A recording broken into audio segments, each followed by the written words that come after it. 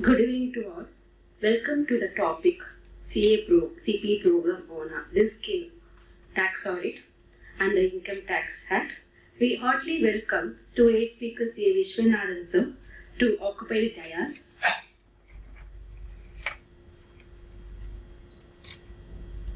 I request all to please rise to our motto song.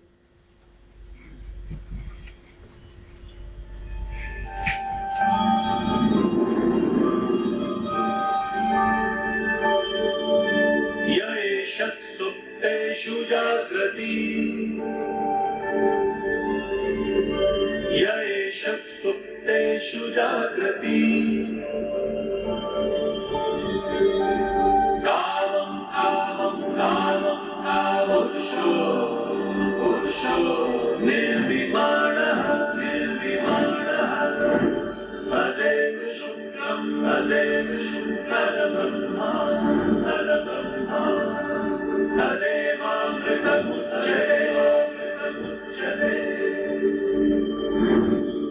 तस्मिन् लोकः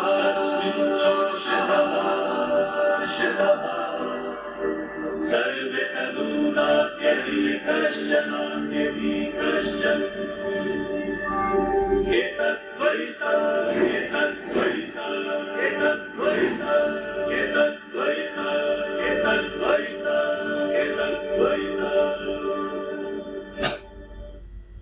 Please be seated. Info video will be displayed. Arthashastram, Dharmashastram cha, meaning economic principles, Arth, and ethical considerations, Dharma, which are central to the work of accountants.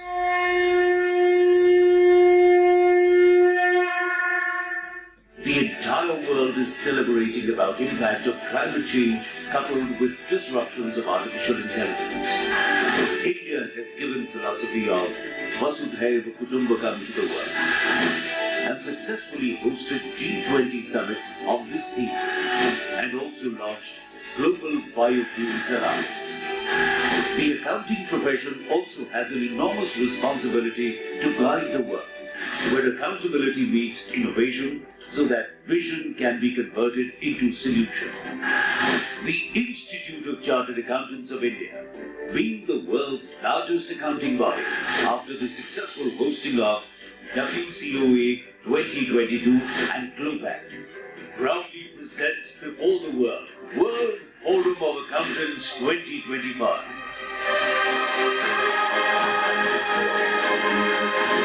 Where accountability meets innovation for a sustainable plan. The world's brightest minds will exchange insights, explore emerging trends, and unlock the possibilities for the profession. Where foundation will be laid to shape the vision for the future of accounting profession. Hosted at Yashobhoomi, the largest convention and exhibition center in the heart of India's capital, New Delhi, inaugurated by the Honorable Prime Minister Shri Narendra Modi, is all set to host the congregation of accountants from around the world. And while you're here, experience the vibrant culture and heritage of New Delhi, a city where history meets modernity, offering unforgettable memories. World Forum of Accountants, an experience of 3 days, insightful discussion, groundbreaking innovations, and unparalleled networking opportunities. With immense pride, we invite you to WOFA 2025, taking place, happening from January 31st to February 2nd, 2025, at the magnificent Yashobhoomi, New Delhi. Experience 3 days of insightful discussions, groundbreaking innovations, and unparalleled networking opportunities. World Forum of Accountants 2025 is where you need to be, where accountability meets innovation, AI for a sustainable planet. Join us at WOFA 2025 from January 31st to February 2nd, 2025 at Yashobhoomi, New Delhi.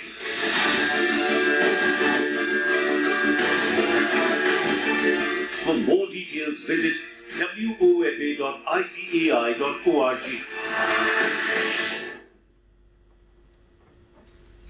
We request Moganlal Jajit sir to present introduction of our speaker.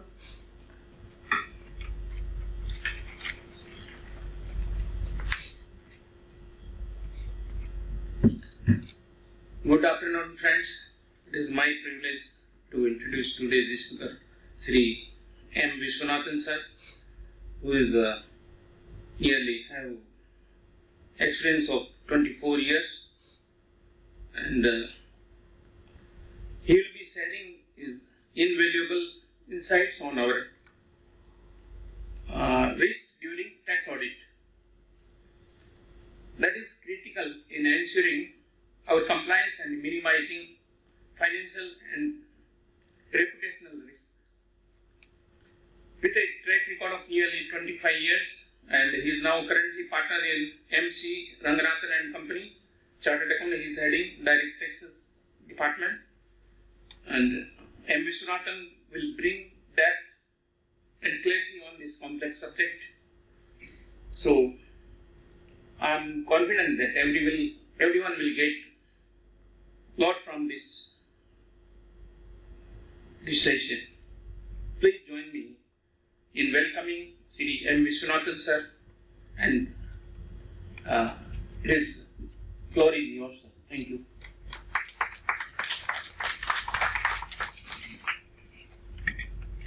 We request CA Karin sir to present memo to our speaker.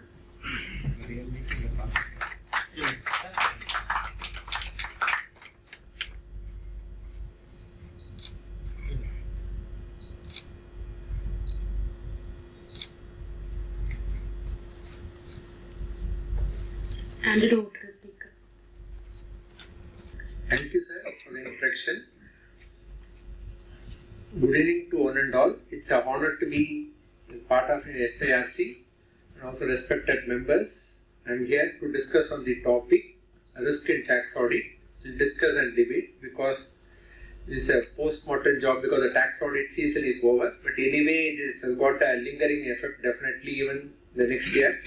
We do not know how the budget will go on the next year because as Honorable Finance Minister was telling, the direct tax will be simplified. I do not know because definitely as an accountant, definitely you are supposed to do the audit, and every year there are a lot of amendments in tax audit. It keeps on going. Nearly some 44 clauses have been added. In fact, everything has been brought under the ambit of tax audit clauses, including GST, TDS reconciliation, and they also introduced GAR. So the risk and responsibility of the auditor and also from the management side is very, very high. Even from the litigative point of view, it will be easier for the department to take up the scrutiny because what we certify only, they also rely upon the auditor certificate, and it will be easy for the department to take up the cases. So you have to be very, very cautious while signing the report. And from the management side also, they have to be very, very cautious, and they should be very cooperative in giving the records immediately because many times we find it difficult. We do tax audit only at the last moment because of want of time. We find it difficult to do a quality job. While discussing this, I will also discuss on the trust also because trust is also subject to audit. In fact, trust, there are a lot of amendments. Even though the trust section is only section 11 to 13 under some penalty 115 BBI or BBC and penalty section, there are number of amendments from 2016 till 2023. Nearly every year, some 6 amendments, nearly some 40 amendments, and all the issues are very, very serious. And the form is also very, very serious. Form 10B or 10BB. Even though I touched some 10B and 10BB covered in my slide, I will also discuss in detail what precaution we should take from the company side and also from the auditor side, so that it becomes easier because there are a lot of issues in tax audit while doing the trust also. In fact, it has become, I will put in other words, it has become very difficult when compared to do the tax audit.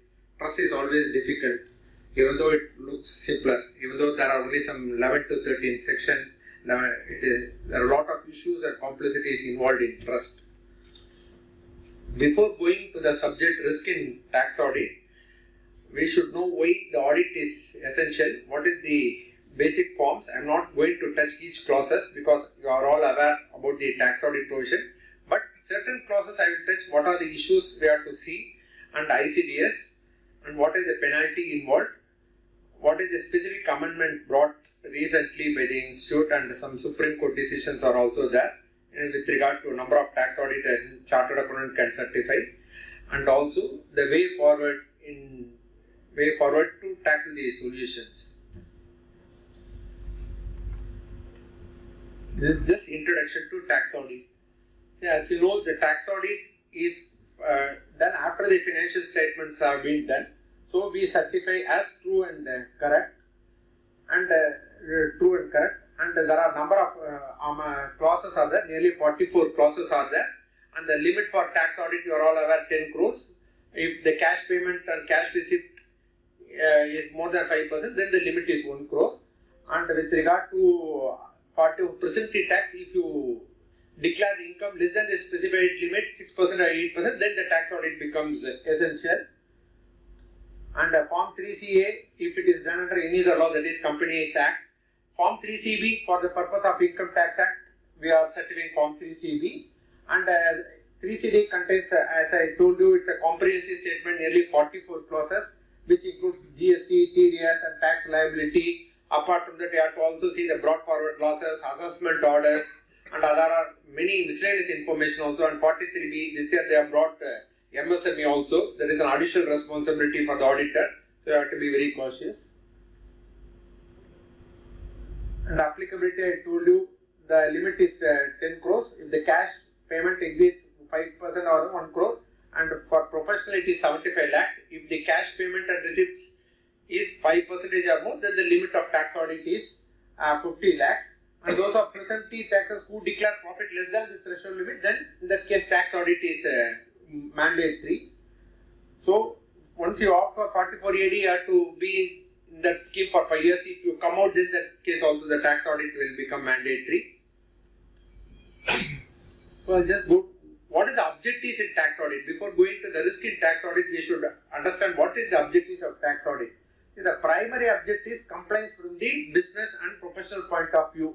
This includes we have to do the detailed examination of books of accounts and other relevant records to ensure the tax laws are complied. Based on this only, the department will rely upon our certificate, and they will also see whether scrutiny has to be taken or not, because nowadays it's a qualitative assessment. There are risk parameters involved. Based on that, the system will automatically take up the case for scrutiny, and we have to ensure the accuracy of financial statement, because the tax audit, I said, it's a true and correct, whereas in the financials are true and fair. Many times what happened, we being the statutory auditor and we being the tax auditor, the company will say, your persons have already seen the audit, so we are asking the details again. We already given the fixed assets invoices or repairs and details, because at the time of finalization, we will not go through each and every voucher. We will suppose high value items, fixed assets we will see, repairs and maintenance we will see. Whereas from the tax audit angle, we have to see whether repairs or capital. Suppose you take the resort industry, there will be a huge repairs and maintenance for building, plant and machinery. So we have to ask for the breakup of the repairs and maintenance. At least a major portion of the bills we are supposed to see whether it is capital or revenue, because many times capital expenditure would have been debited to P&L, profit or loss, which is not allowable under the Income Tax Act. But from the statutory point of view, they would have not seen all the vouchers. Similarly, with regard to depreciation also, fixed assets also, we have to see whether it is more than 180 or less than 180. We have to call for the document or invoice when to put it to use. Whereas with regard to statutory auditor, they may not call for all these documents. At least on a random basis, they will see, and the date and all, they will not be very specific, because only from the income tax angle, the classification is more than 6 months or less than 6 months. So we have to be very cautious. So they will see your own people have already seen, we are asking the details again. It is not so. We should insist upon them to provide all the documents. As a statutory tax auditor, we have got additional responsibility. Because the audit process comprises of thorough evaluation of financial statement to ensure they are correctly represent fair, shows the financial statement of business profession. This rigorous scrutiny involves the reliability of financial reporting, increase the overall credibility of financial data, provided to interested parties such as government, investors, lenders. Then prevention of tax evasion. Third is objective. The key objective of tax audit to prevent tax evasion ensure the tax fulfill their obligation honestly by scrutinizing the financial statement. Next slide. Enhancing transparency. So the tax audit contributes significantly for a transparency in financial dealings because it goes to the investors, stakeholders, governments, income tax authority. So they rely upon our report and our credibility also increases. So we being the tax auditor, we certify true and correct. Based on that, it enhances the transparency. And the last is facilitating efficient tax administration. So the tax audit aims to facilitate tax administration by providing tax authority accurate, reliable information to tax authorities to assess and correct the appropriate tax owed by the business or professionals. The intention of the audit is to assess and formulating, implementing tax policy and responsive landscaping, whether deductions are correctly allowed. And we are, as a chartered firm, we are supposed to give certificate when we claim 80IA or other deductions. So it has to be very accurate. Because while going in the subsequent slide, I will also cover there are penalty provisions with regard to 271J because the auditor is also subject to penalty of 10,000 rupees. So as a auditor has to be very cautious, and the department also may refer to the disciplinary council also. So while certifying, these are all the due care has to be taken. We let it correct. And the treatment in the books is not relevant for Income Tax Act. See, you can always give a different treatment for the purpose of books, or a different treatment for the purpose of Income Tax Act. See, you can capitalize for the purpose of books, whereas for the purpose of income tax, we can claim it as a deduction. Because the Act says the year in which the expenditure is incurred, we can claim it as a deduction. The only thing is you have to keep all the supporting papers. See, one of the instances in sale and lease back transaction, as you all know, suppose I purchase an asset and I lease the asset to another party. From the same party, I am taking the assets on lease. I pay lease rental. For this kind of transaction, you have to be very, very cautious because there is a GAR provisions also involved. Because the GAR itself is a tax avoidance, general anti-avoidance agreement. Why you have purchased and sold it to other party and you are taking the same on lease because you are paying the lease rental and you are claiming as a deduction. So you should keep the appropriate document and you should also ensure there is no tax is suppressed because this kind of transaction you have to be very, very cautious. Sale and lease back and all. That is a very, very risky. The department can prone to this kind of transaction. And anyway, I can take some point, no problem. The slide comes. Apart from that, there is a high parameters involved. See, when we certify the tax auditor, as a tax auditor, based on suppose if the company claims higher deduction or income is very, very high, then the department can take up the case for scrutiny also.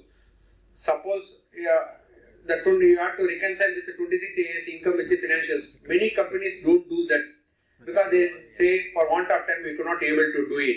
The system can easily capture. They are doing only for interest, dividend, rental income. With regard to business receipt, they could not able to do it. At least as a tax auditor, suppose if it runs into 10,000 lines or at least some major parties, we have to ensure that the income tallies with your financial, whether they are accounted the income. Suppose if they do not account the income, there is every high risk the department, because the system on 147 automatically captures because the system driven, and they will make an addition, and there is a possibility under reporting the penalty also will be invoked under section 278 because there are section 278 there are two sections. One is under reporting and another is misreporting. Under reporting will attract tax at the rate of 50% of the tax payable. Misreporting will attract tax at the rate of 200% of the tax payable. So you have to ensure that the income tallies with your financial statement. That is very, very important.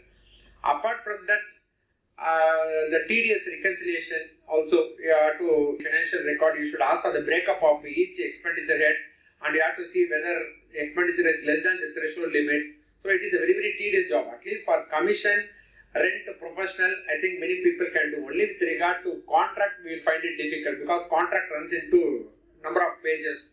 Because professional consultancy and all, it's a small thing, we can ask for the breakup and we can do the reconciliation, rental, commission. Only with regard to contract, it will take time. And sundry creditors for expenses. Another cross check you can do is, you can ask for the TDS payable ledger and paid ledger.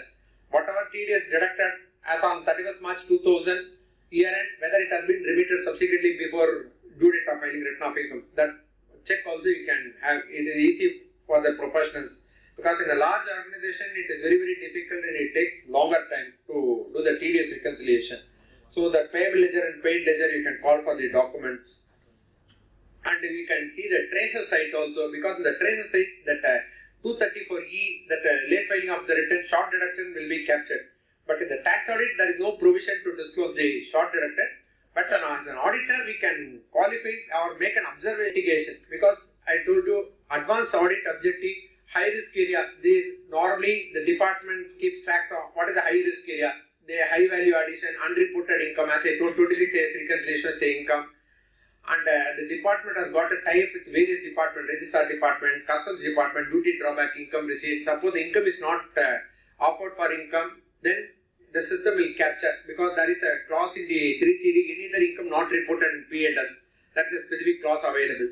So, and these are all high risk area, and cash transaction, 269 ST, related party, and error deduction like TDS, GST, which are common areas for non-compliance. And so suppose some companies will have internal control, it will be easy for them. Suppose like they will take care that 43B deductions at all has been paid, PF, ESI, other things, all statutory payment has been paid before the filing written off income. So you have to ensure that statutory liabilities have been paid before the due date. So you can insist for the automation in tax audit. Suppose some digital tools will verify and it will reduce the manual errors. Because in the large organization it's very, very difficult to check each and everything with regard to TDS and all. And CAs can help business to avoid hefty penalty like 271B for non-filing of the tax audit. They can advise. And common triggers, I told you, large, suppose if you claim high income or large deduction, there is every possibility the tax audit may be triggered. Unreported income and discrepancies in return. Suppose the ITR and the 3CD should match. Even the column doesn't match, there is every possibility the department may question. And lastly, WDV not correctly taken, or you would have put some other expenditure in different column. Because in 3CD, certain clauses need not be reported like CSR, because there is no provision. Even though CSR is not an allowable expenditure, the ITR normally we used to report. Specifically the guidance note, they are not informed that CSR should be disclosed in 3CD.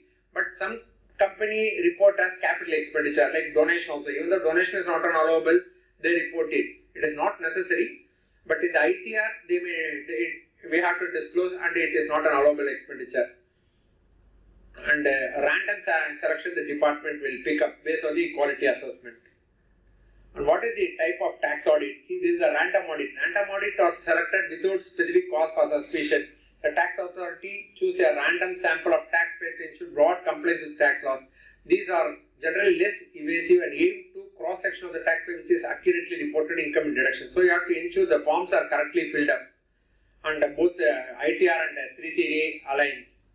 And next is targeted audit. These are certain risk factors in high tax filing. These audits are more focused and there are red flags identified by the tax authorities like higher deduction, significant changes in income when compared to the previous year, or expenditure increase when compared to previous year. Then there is every possibility the department will pick up your case for scrutiny. And our third is correspondence audit. Even the correspondence audit you will get only through mail, and it will ask for some clarification or document, you can upload it through portal. These are not very serious. And field audit. Field audit, it's a little comprehensive, like suppose in case of survey and all comes, then there is every possibility, TDS survey comes in, then there is every possibility they may take up your case for scrutiny. They may refer to a tax authority, automatically every possibility your accounts will be subject to scrutiny. And office audit, normally, these are all just expenses. There is no concept of office audit and all, because the income tax is a intimation, summary assessment, scrutiny assessment, reopened assessment. Because I just made some easy reference what kind of audits normally the department does. An office audit is conducted by the tax authority when taxpayer is required to meet with the auditor and provide specific documents. This is generally less comprehensive than field audit, but more involved than a correspondence audit. Because correspondence audit we give by mail. Here also used to give by mail, but because here they ask for the specific issues. Why the large deduction is claimed, why the 35AAB if you are claiming, or some 35D scientific research is claimed. So they may ask, they may probe in detail. And next is Tax Compliance Measure Program. This is a specialized audit designed to measure overall compliance level among taxpayer. It involves a detailed examination of all tax returns. This is all called scrutiny assessment. They are used to gather that inform tax policies and tax authority identify compliance issues and trends. And desk audit is similar to correspondent but involves a detailed review of document without visiting the taxpayer premises. Suppose you have got foreign assets outside India, then they are supposed to disclose in the ITR. So they may call for a detailed questionnaire, and if they are satisfied, they may not refer to the assessing officer. And what are the common issues found in tax audit? See, notably, tedious compliance accounts for 30%, and high expense disallowances arising from insufficient document indicating up to 25% need for a thorough record keeping, and transfer pricing adjustment 20%. There is every possibility of case will be subject to scrutiny. And last is mismatched GST claims, signal the need for careful reconciliation. These are all some common parameters. So you have to be very, very cautious. Why tax audit? See, the tax audit I told it's for business people and also for the outside stakeholders. And the precision in financial statement, income tax meticulously examine the taxpayer financial statement, guaranteeing accuracy, error-free documentation. This precision is indispensable for making well-informed financial decision and upholding credibility in the financial statement. So that is the purpose for which you are doing the tax audit. And spotting the discrepancy, it involves a detailed transaction of financial record, any errors, omission. So this involves minimizing the risk of unintentional tax evasion. As an auditor, we are helping the management. So mostly this will be covered in the internal audit. Suppose the company has got an internal audit department, then they can easily spot the discrepancy like TD is not remitted, or you will please remit, otherwise you will unnecessarily end up in paying 201 interest, 201A interest, again 220 interest will come, and there is a possibility survey may come, and advocating fair tax evasion. These are the purpose for tax audit. Same thing what I repeated earlier. Accurate assessment of tax liability, mitigation penalty, fostering financial transparency. What are the benefits encompassed by the tax audit? See, these are all for legal standards and augment credibility for investors and also for partnership business. Suppose if any company wants to take over, based on the credibility only, they will also take over the other company's business. And error deduction, there is a possibility that other company may take over because of the carry forward loss also. There is a tax planning. Nowadays the GAR provision comes, they may invoke that provision also. Suppose the intention of one company taking over another company is to get advantage of the carry forward loss. That is the main advantage. Nowadays, since GAR has come, we do not know how because there is a threshold limit of 3 crores, we do not know how the department will invoke GAR. See, specifically they are not told that taking over another company will be subject to GAR, but there is every possibility the company may probe in detail whether any tax evasion is there because of the taking over of another company. And error deduction mechanism, audit acts as a vigilant eye, uncovering errors and irregularities in financial statement, allowing for corrective action before they escalate into financial crisis, and optimizing tax planning. And it involves diminishing litigation risk and informed financial decision making and peace of mind for both from the business point of view and also from the auditor's point of view. What is the penalty provision? Because before doing the tax audit, we should be aware what is the penalty clause available, what is the risk involved, then only we can go to other sections. See, there are monetary penalty, disallowance of deduction or interest charges. What is the monetary penalty? Suppose if you do not file the return in time, there is a penalty 271 will be 0.5% of the turnover or 1,50,000 whichever is less, and tedious short deducted or deducted but not paid, there is a interest 20118. One is it is not deducted, it attracts 1%. It is deducted but not paid, it attracts 1.5% per month. And apart from that, legal action, fine, penalty also will come. And the loss of tax benefit. Suppose if you do not file the return in time, you will lose the benefit of carry forward business loss. In the case of trust, you will the expenditure will not be allowed as a deduction, because I'll also cover when the trust comes, because the trust and all, the threshold limit is 2.5 lakhs. When it exceeds 2.5 lakhs, we are supposed to issue the tax audit report called, there are two forms, 10B and 10BB, because from 2023-24 onwards, they have brought two forms. So what is 10B, 10BB we'll discuss when we go further. And non-filing of tax audit will attract penalty and impact on credit rating. So if you do not file the return on time, your credit rating agency, there will be a very black mark, and there's every possibility search and seizure may attract. That's why they want you to file 1 month prior to the filing return of income tax audit or ITR after filing the tax audit. The penalty what we discussed 0.5% or 1 lakh, whichever is less, but there are some decisions which says the reasonable cost. Suppose if you could able to prove why you could not file the tax audit within the prescribed time, these may be some of the reasons: natural calamity or resignation of the tax auditor, labor problem, lockout, or physical disability of the death of a director. There are some decisions you have to prove to the department. In that case, they may not take a legal action. Under 271J, I told you earlier, because the auditor is also subject to penalty under 271J, and the department can refer the case to disciplinary action also. The penalty is 10,000 only, but the name will get spoiled. So as an auditor practicing chartered accountant, there is a higher risk. So you have to be very, very cautious while doing the tax audit. And 270A, I told you, there is under-reporting and misreporting. Some under-reporting the case, suppose if you declare income of 1 lakh, the department will do the assessment, made an addition, and assessed income is 1.5 lakh. The difference will be 50,000 will be under, that is called the shortage of income under assessment. On the 50,000 rupees, they will tax at the rate of 50%. Or if the loss is converted into income, in that case also the difference both will be under-reporting. And what is misreporting? Is misrepresentation, suppression of fact, failure to record investment in books, claim of expenditure without any evidence, or failure to record receipts, or failure to report any international transaction. These are all called misreporting, and the penalty is 200% of the tax payable. So you have to be very, very cautious. And there is an immunity also available under the Act 270AA, provided you should not file an appeal before higher forums, and the tax should have been paid. 270AA, there is a provision. Because those days, the provision is called 271(1)(c).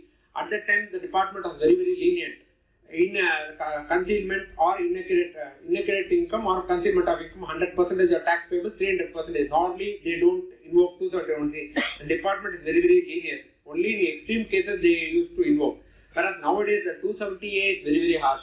Because after Vivad Se Vishwas scheme has come, they want everyone to come under the ambit of Vivad Se Vishwas. Suppose if you don't opt for Vivad Se Vishwas, definitely there is every possibility the penalty will be invoked. Because the intention of Vivad Se Vishwas itself is to forego the penalty interest.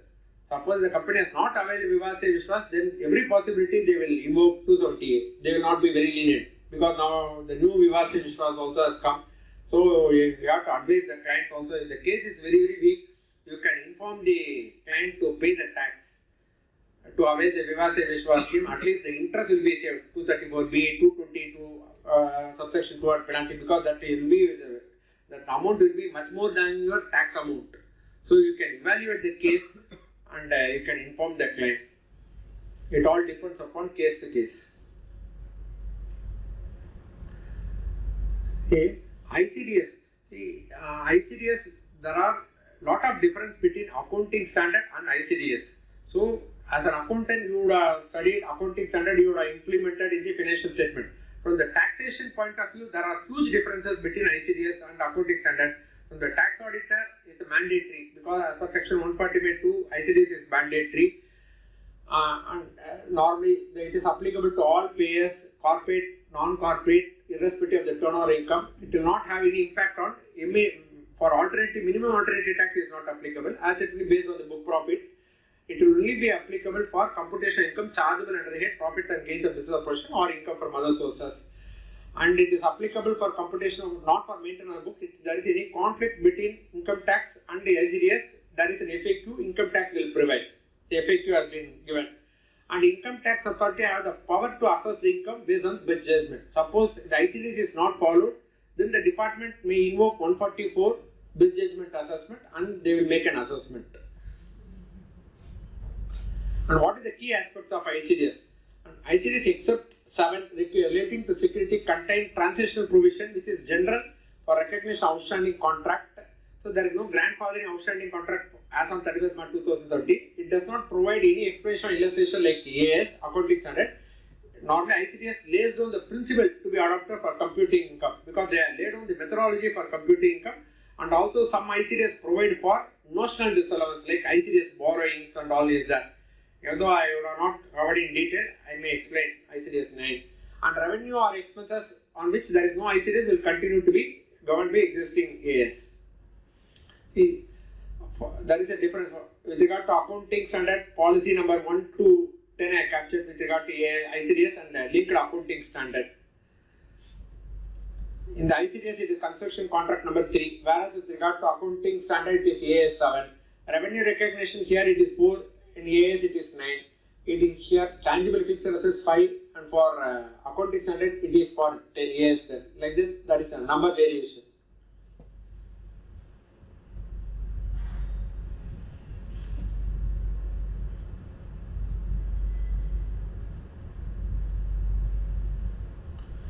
And the general principle is ICDS is applicable, as I told you, it's applicable for business income or professional, and it also applies to individual and not applicable to individual except those who are subject to audit. Suppose if individual is subject to tax audit, then ICDS will be applicable, and suppose ICDS applied to taxpayer following mercantile system of accounting.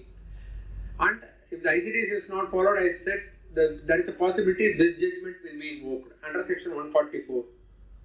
So these are all some key risks involved. So you should be aware what are the risks involved before you do the audit.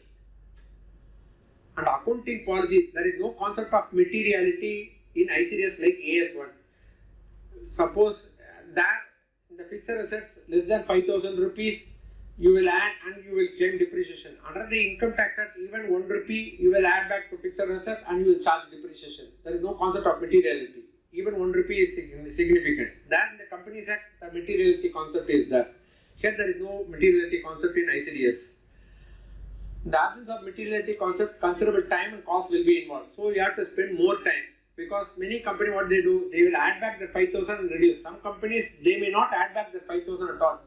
They will say this is very minimum that 5,000, so I have not taken into consideration. As a tax auditor, we have to go in depth in detail and you should try to make the reconciliation of the fixed assets additions, that because in the additions column there are 2 columns, more than 180 and less than 180. If you add both, that should tally with the cash flow statement. That is one way of checking. Suppose if it doesn't tally, you should ask for the reconciliation. Maybe they would have purchased the land because land is not subject to depreciation and certain things they would have kept in work in progress. So you should ask for the reconciliation. So that addition should tally. Similarly, the deletion will not tally, but you have to, the cash flow, the actual sale value will be reflected. So you should tally the sale value because here the block concept, actual sale value you will deduct. So the sale value you should try to map up with the financial statement.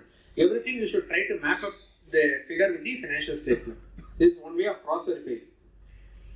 And the prudence, AS1 prudence is absent. However, ICDS provides expected market-to-market loss shall not be recognized. Because there are 2 amendments. One is in 2018, 48.3 they have brought. Another is section 36.118 they have brought. They say market to market loss shall be allowed as specifically permitted by notified ICDS.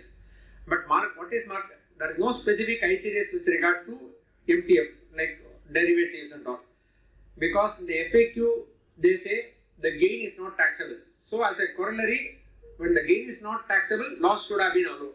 This specifically they have brought section 36.118 which says the loss, market to market loss will be allowed. Since gain is not taxable, the loss can be allowed.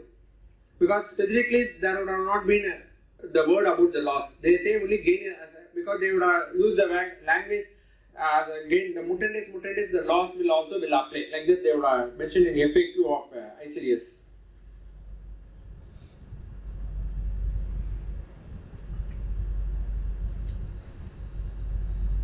And here prudence I told you, the FAQ they are given, market to market gain shall not be recognized unless permitted by other ICDs. In the absence of a prudence as a fundamental accounting assumption, there are several situations which could result in early recognition of income or later recognition of expenses as compared to other expenses. Under a suppose example is provision for warranty. In those days, provision for warranty is allowed because there are number of Supreme Court decisions which says rotor control and all. When you make a provision for warranty, they rely upon, the company blindly rely upon the decision, Supreme Court decision, rotor control and other couple of decisions which says it's allowed because it is an asset and liability. So the department started probing. Suppose if you make a provision, first that provision after the invoice itself, that should be wording, after service sales should be made.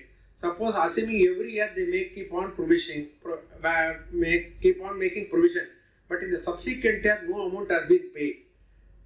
In that case, the department can probe because the provision is made to reduce the loss. The department can very well argue that every year you are making a provision, therefore no payment has been made subsequently. You are making a provision only to reduce your income tax, that is your book profit. Therefore, any provision under the income tax is not an allowable. But the decisions which says no, every year I am also making after sales service. Suppose if you purchase a car, 100 cars, not all the 100 cars will be defective. Out of 100 cars, some 10 may be defective. Only for the 10, the company would have made the after sales services. Suppose if the company could be able to prove, no, I am making an after sales service also with proper documentation, then that provision is allowed. That was the concept of rotor control. So those days, they are allowed based on the rotor control. Because now the ICDS has specifically come. Because when we discuss about ICDS 10, you will understand. ICDS 10 says it is virtually settled. There is a clause itself in ICDS. They are asking for the movement of the provision. What is the opening balance? What is the provision made during there? What is the payment made during there? What is the closing balance? Like your stock, they are asking the reconciliation. In the ICDS, if you see the disclosure, specifically there is a opening provision, add provision made during there, less provision reverse. What are provision service? Closing balance. Why they are asking this question? They want to ascertain whether you are really making after sales services. Based on that, they will easily find out whether the provision is ascertained liability or unascertained liability.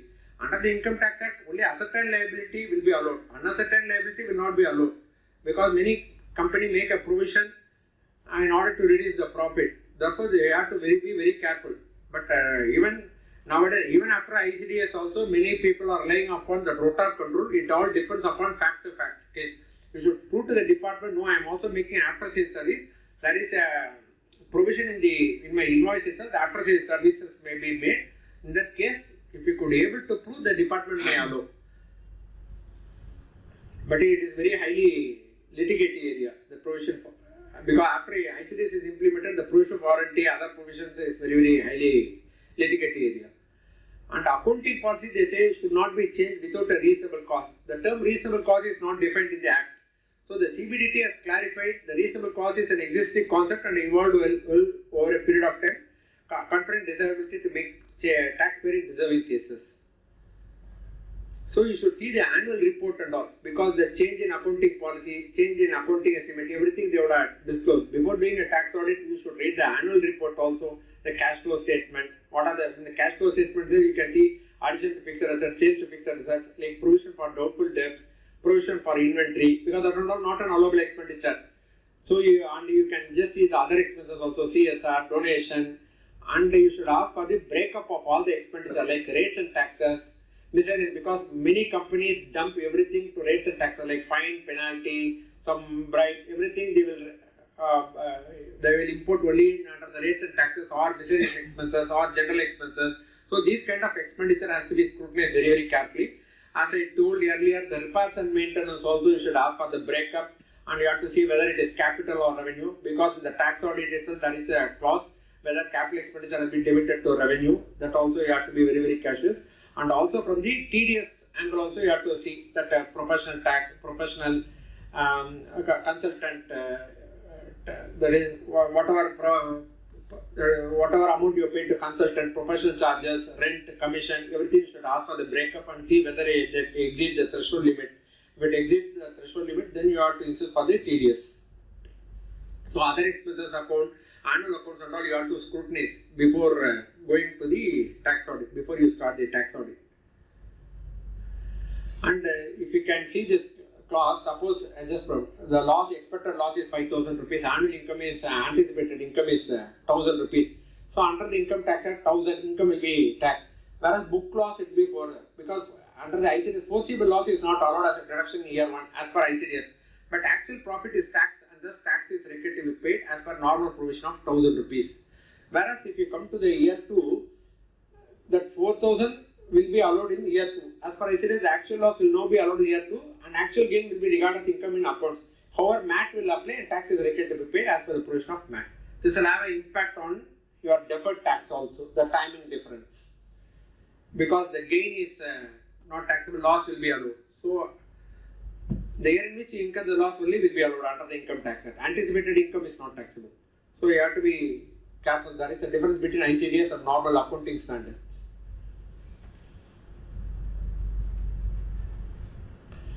And with regard to ICDS 2, same thing like AS2, so all the expenditure incurred to bring the inventory to the current location will be added. Same thing it says, but it does not apply to work in progress, which is dealt with other ICDS. It doesn't specifically talk about work in progress.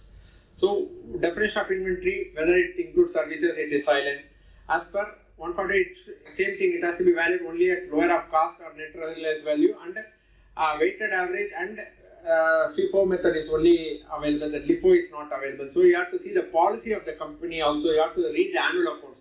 Normally in the annual account, whether change in accounting policy or change in estimate or how the inventory is valued, everything would have been captured in the annual accounts. Takeover of the business. So due care has to be seen before you start the tax audit. And the last is all the expenditure incurred to bring the current location to be added. There is no change with regard to AS and ICDS 2. The same thing will apply. With regard to here inventory, because suppose in case of dissolution of partnership firm or body of individual or discontinue, the inventory and the date of dissolution shall be valued at net realizable value. This is unfair. Particularly, there is no specific provision for allowing such net realizable value as a cost to the successor of the business. Whereas there is a contrary Supreme Court settled earlier in case of Shakti Plate Company. Because many Supreme Court decisions have been overridden when ICDS comes into play. As I told you earlier, there are also Supreme Court decision, notar control with regard to provision for warranty which allows. But after ICDS comes into play, the provision warranty is not allowable, it is only a litigative area.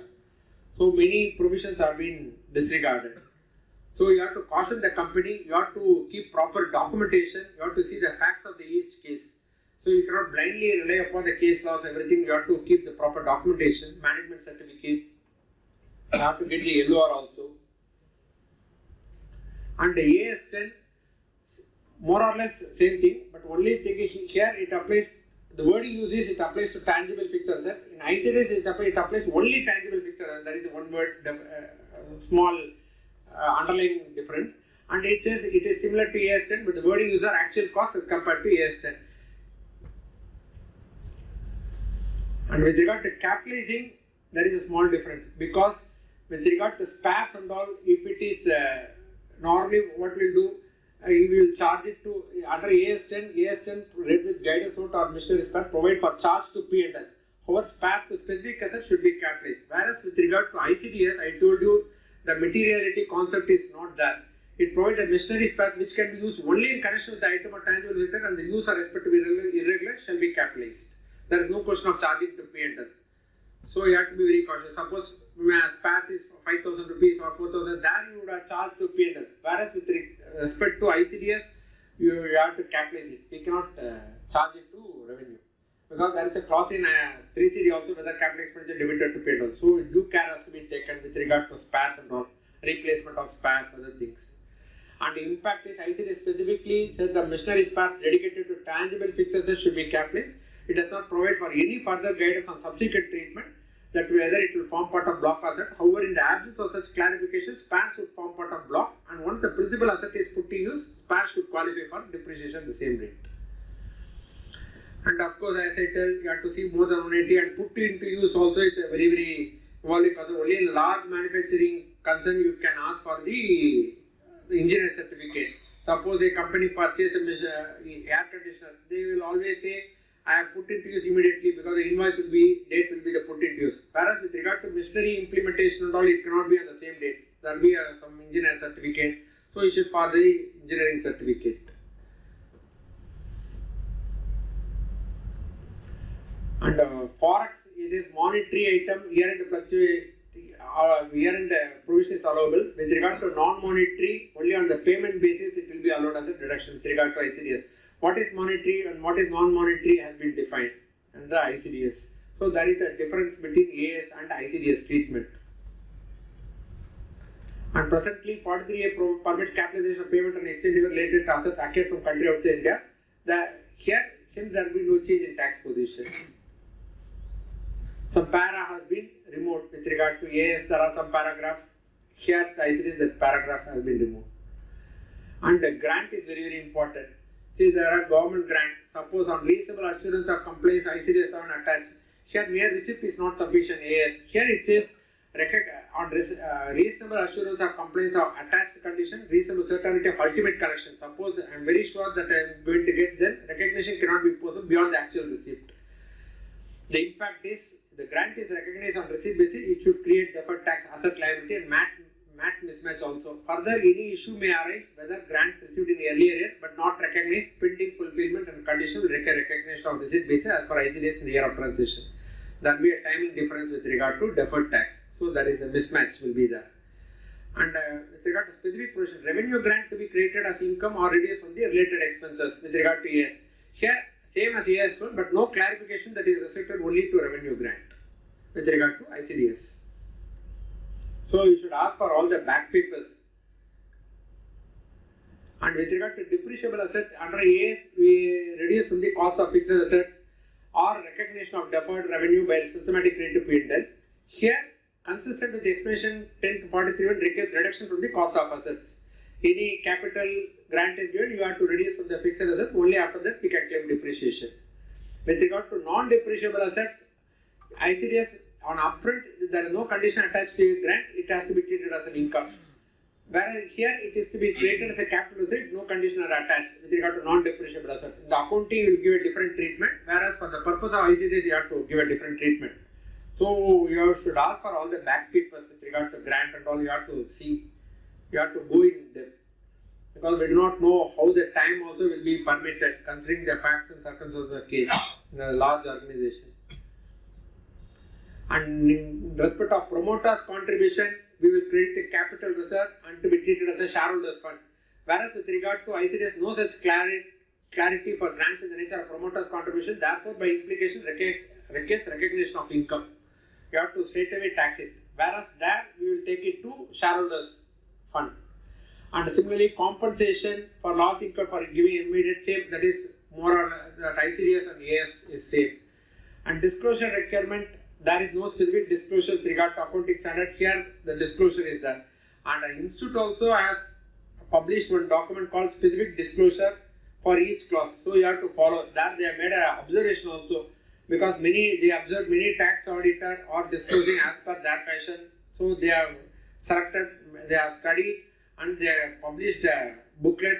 It is around some 80 pages, where it says for under each clause, the clauses has to be reported in a particular fashion. Because that is very, very important. I just covered. Here the borrowing cost, here the qualifying asset takes a substantial period of time to get ready for its intended use. Here the ICDS 9 I told earlier, what is meant by qualifying asset? They are given tangible asset, land, plant, etc. Intangible, patent license. Inventory requires 12 months or more. Suppose you have to scrutinize the annual accounts. Suppose if the CWIP is more than 12 months, then notionally you have to apply that formula. There is a mathematical formula like 14A, A into B by C. A is interest debited to P&L. Suppose if you borrow money for a specific purpose, that interest will not be taken for the purpose of calculation. What is meant by interest has been defined in 228A. Interest means interest, debt borrowed or money, debt borrowed, and even they have clarified that this bill discounting also form part of interest for the purpose of calculation of A. So suppose if the CWIP is more than 1 year, then that mathematical formula will apply, And if the loan is taken for a specific purpose, that interest we will not take. Only for the general borrowing, that formula will apply. A is interest, B is average cost of that qualifying asset. So qualifying asset means you have to take for each qualifying asset, divided by C is average value of total assets. So that amount will be disallowed in the ICDS. Suppose if you do not disallow it, the department, in case if they happen, because the department can easily find out based on their annual accounts. CWP is more than 1 year, then they may disallow, and there is every possibility that they may invoke misjudgment also. They may do a thorough scrutiny also. So you have to be very, very cautious with regard to ICDS net, because it is like a 14A disallowances. They are given the mathematical formula. What is qualifying asset? What is the interest? What are the interests you have to take? And like that they have given in detail. General borrowing only we have to take. Specific borrowing we will not take. Suppose if you purchase an asset, for that you have taken a loan, term loan and all, always for a specific purpose. That interest will not be taken. Only for a general interest we will take for the purpose of calculation.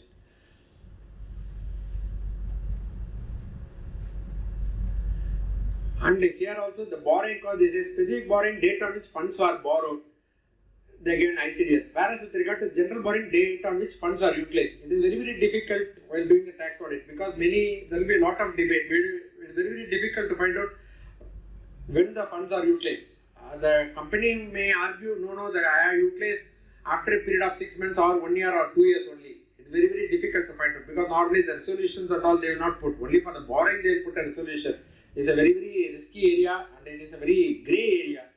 So you should ask for some documents, you should ask for when the fund was, some bank statement you have to scrutinize, some terms of proposal letter you have to scrutinize, when the money has been borrowed, because you should keep all the back papers.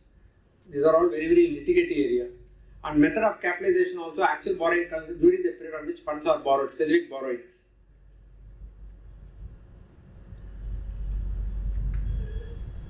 Same thing, whatever it is. Because in Supreme Court alkalis, Tuticorin alkalis, suppose if there is an income and expenditure, you will net off the income versus expenditure. Whereas there is no concept of netting of the expenditure versus income in respect to ICDS. That was because the company has not commenced business. Suppose you deposit the surplus money in the bank, you earn bank interest. Suppose the income is taxable and you can net off the expenses. Whereas with regard to ICDS, there is no concept of netting off at all. The entire income becomes taxable. Because the difference between accounting standard and ICDS. And what is meant by qualified asset? They also say inventory which takes more than 12 months. That also has to be taken for the purpose of calculation. And earlier I told you the provisions and contingency. Here it is very important, because the wording used in ICDS is reasonably certain. Because when you make a provision, subsequently you have to incur that expenses. We cannot make a general expense. Whereas with regard to accounting standard, it says provision shall be recognized if it is probable that ICDS outflow of economic resource will be required.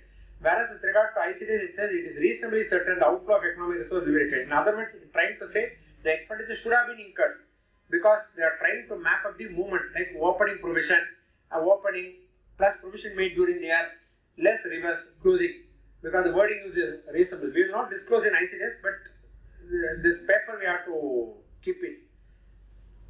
Because earlier I told you the provision for warranty is allowable expenditure based on the probable warranty obligation based on the decision of ROTARC and other decision. Now that probable has gone, it has to be virtually certain. In other words, you have to incur the expenditure to claim the expenditure.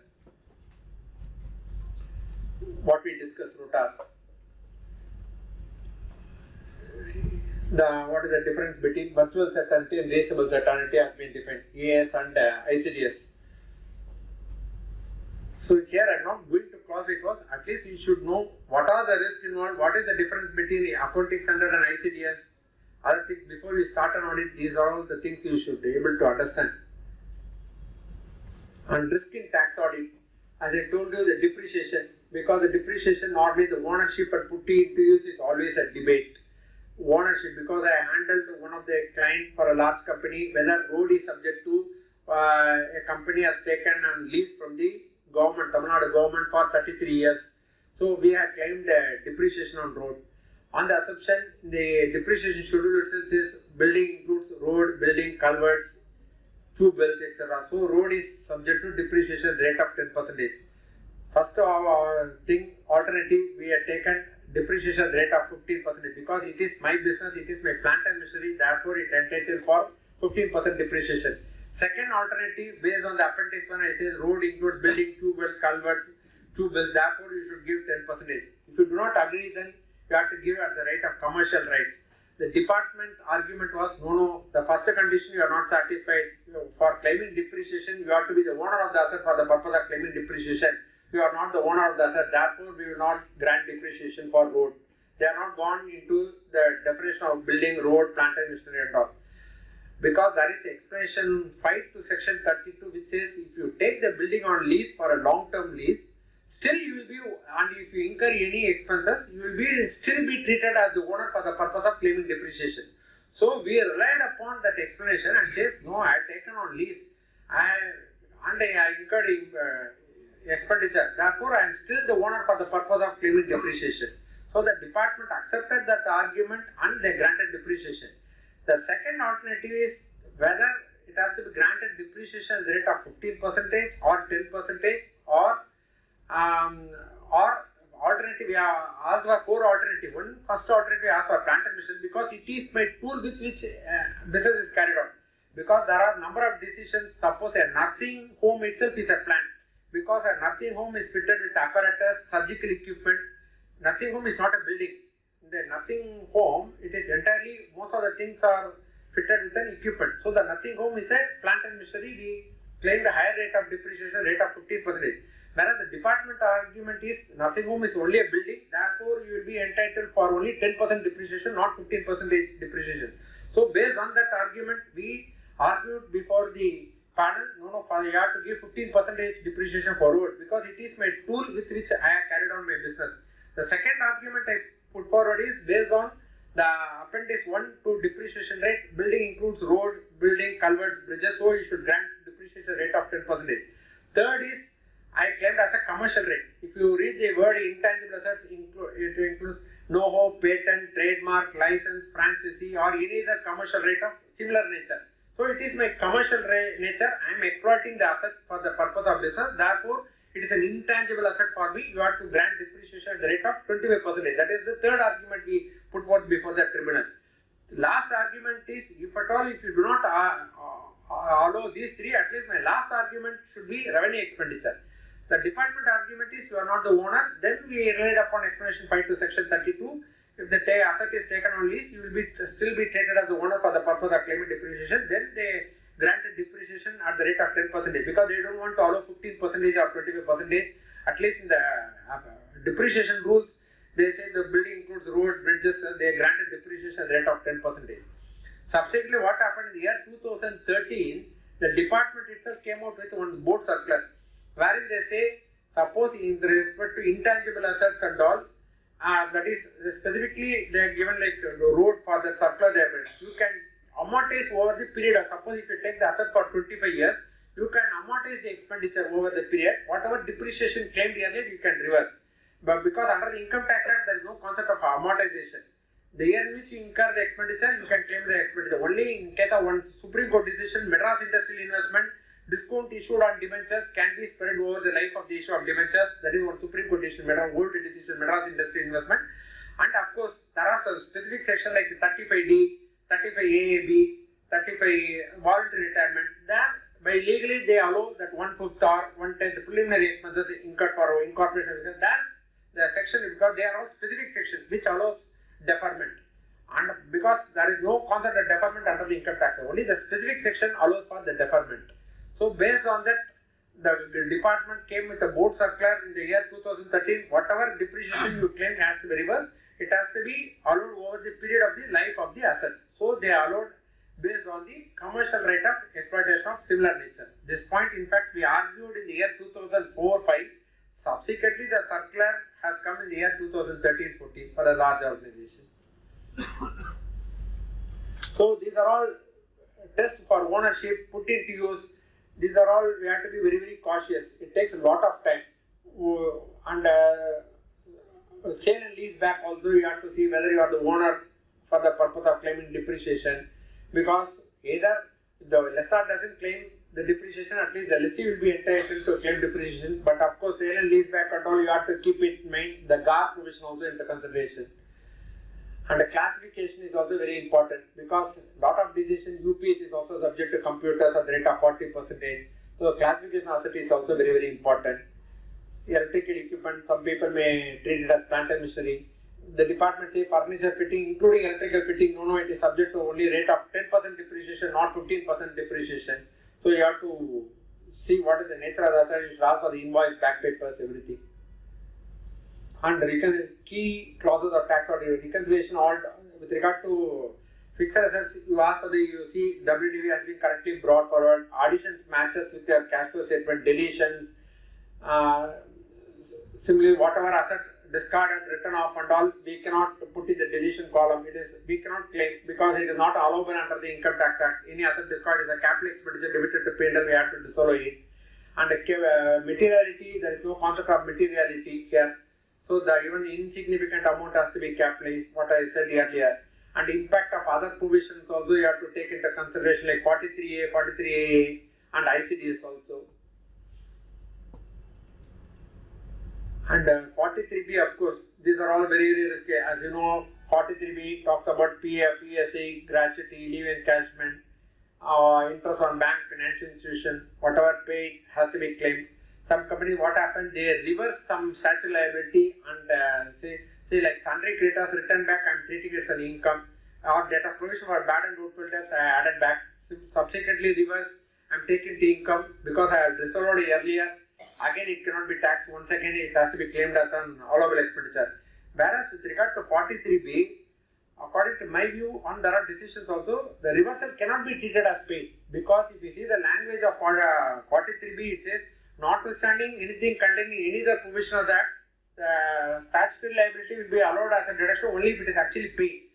Because the income tax paid means payable, it has to be actually paid. Only when you make the payment, it can be allowed as a deduction. If you make the reversal, it cannot be allowed as a deduction. Similarly, with regard to gratuity and all, you should ask for the commissioner approval because there is a provision called 40A7. Suppose 40A7 read with section 36(1)(4) and superannuation 36(1)(5) because 36 section is a specific section. There it says you have to get the approval of the commissioner of income tax for gratuity, superannuation and all. Some argument before the tribunal and all. No, even though I do not get the approval of the commissioner, the language used in 43B is notwithstanding anything containing any other provision of that. If it is actually paid, we can claim it as a deduction. So I have paid the gratuity, it has to be allowed as a deduction. It is not so. Because when there is a specific section that will override the general section. Because section 36(1)(4), it has to be read with the 48(7). So those are all specific sections. Unless you get the approval of the commissioner, you cannot, the department will not allow the deduction. And the reversal cannot be treated as a pay, like here's a difference, because under 43B it has to be paid. Whereas for the purpose of 43B, for the purpose of movement, because the 43B it asks for the two clauses, one is previous year and prior to previous year. It asks for the opening balance, paid, not paid, current year, paid, not paid. For the purpose of movement, you can put a reversal as paid, but for the purpose of ITR, they will not allow.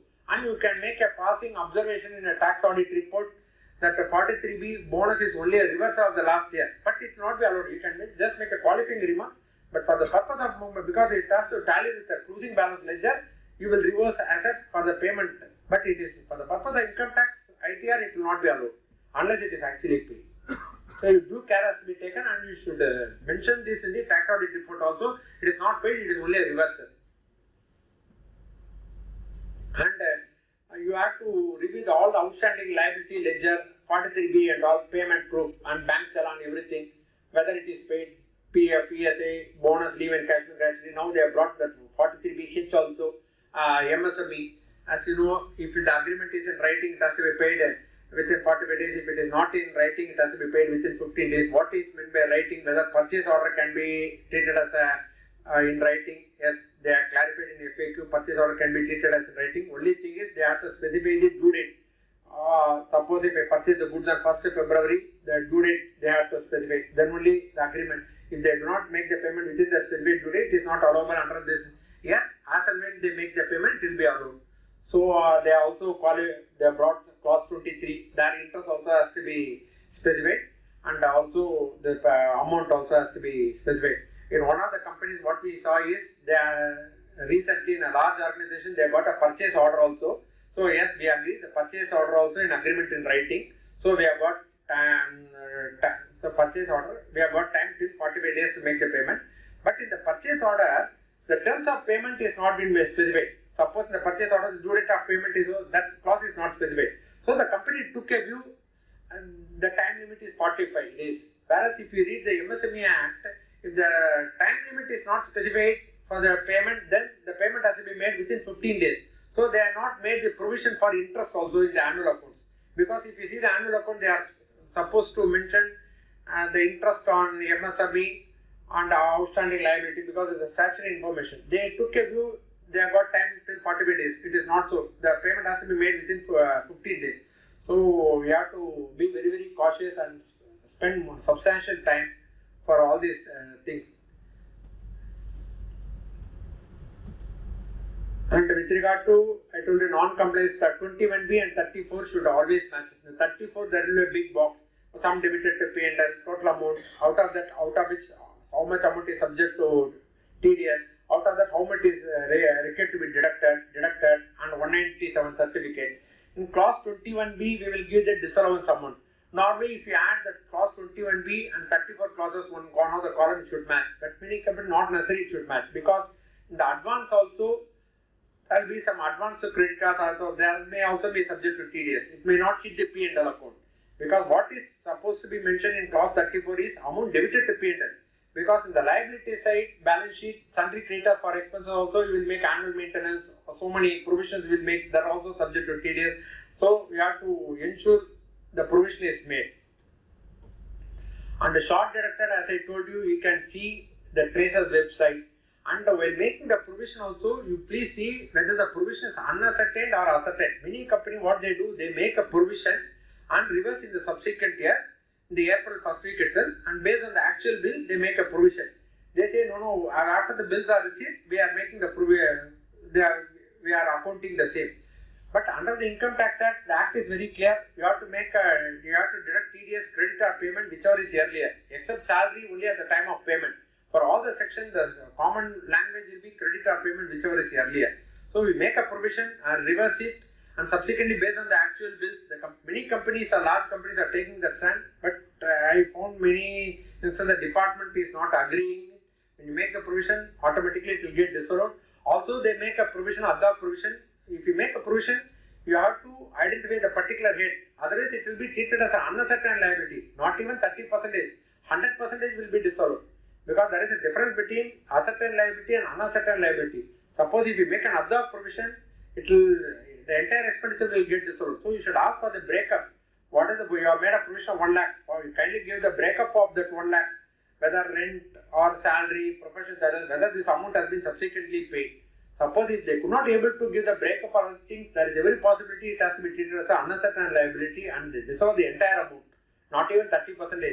At least some companies, some auditors are taking a lenient stand. Okay, at least we are dissolving something, if not fully, at least we can give some shelter to the client also by dissolving 30%. At least your due care has to be taken. At least the department also will be happy if you dissolve something. If you do not dissolve anything, then there is a problem. So that call has to be taken based on the facts and circumstances and also the amount involved. You can take a call. And 40IA only, you will dissolve 30%. With regard to non-resident, the entire expenditure has to be disallowed, and you have to see the DTA. And for availing the DTA and all, you have to get the Form 10F, tax residency certificate. Otherwise, you cannot avail DTA at all. Only when you get the Form 10F, and Form 10F has to be given by the company for every year. It is valid for a particular year. Otherwise, you cannot avail DTA, tax residency certificate.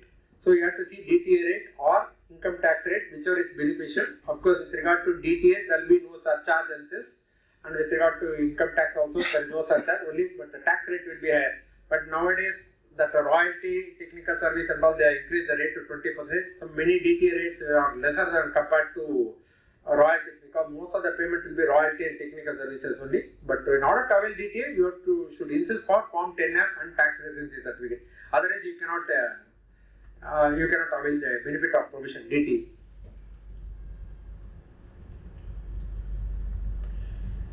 And here also 2061A, and because chapter 17B, the TCS also should be reported because it comes under chapter 17B. And if, of course, if PAN is not available, you have to ensure the 20% higher rate has been deducted. And of course, this is also another cumbersome process for auditors. Clause 44 GST reconciliation with expenditure. Of course, the institute has given a good guidance note. You can rely upon the guidance note, and you can remove all non-cash expenditure. I am not going into the details. These are the common litigatory area just touching. This will involve a substantial period of substantial time, and you have to take due care while reporting the expenditure. And what is the role and responsibility of the tax auditor? Of course, you have to examine the financial records, all expenses, income, investment, everything you have to scrutinize, and verification of compliance also you have to see, and reporting part, and certification. Because the certificate may be useful for securing loans, for bank purpose, everything. And some rulings have been given by the ICA recently, because many cases the CAS Institute has observed many chart accounts are certifying more than the prescribed limit. So they have prescribed maximum 60 tax audit. Recently the decision also has come in the year 2024. And another thing they have mentioned, the unique identification number also has to be mentioned in the tax audit report while uploading. Because as and when, because don't forget, even though the time limit they are given 60 days, it is advisable to immediately enter the UDN number. It is a good practice. So due care has to be taken by the auditor. For a practice in chart document, very important. And of course, some decisions with regard to telecom business, because under section 35AAB it says the expenditure incurred has to be capital in nature. Some recent decision has come. Annual fee paid by telecommunication would be capital in nature. Thus to be amortized in accordance with 35AAB. The review petition against this decision has been dismissed by Supreme Court. The tax auditor must diligently examine how many associates engaged in telecommunication, treat similar charges and appropriately reporting clause 90 of 3CD. So you should see the terms and conditions appropriately, due care has to be taken. And of course, this decision I already told, the UPS is subject to 60%. There are many decisions, printer lab, because the printer also they say it is part and parcel of my computer. There are some decisions. Only thing is, as a good practice, you can make these observations in your tax audit report, because the department may treat it as a plant and machinery and they may grant only 15%. Because at least you can specify the case loss or whatever may be. These are all some litigation you can inform the client also. At least you should keep the back paper on what basis you are claiming higher depreciation.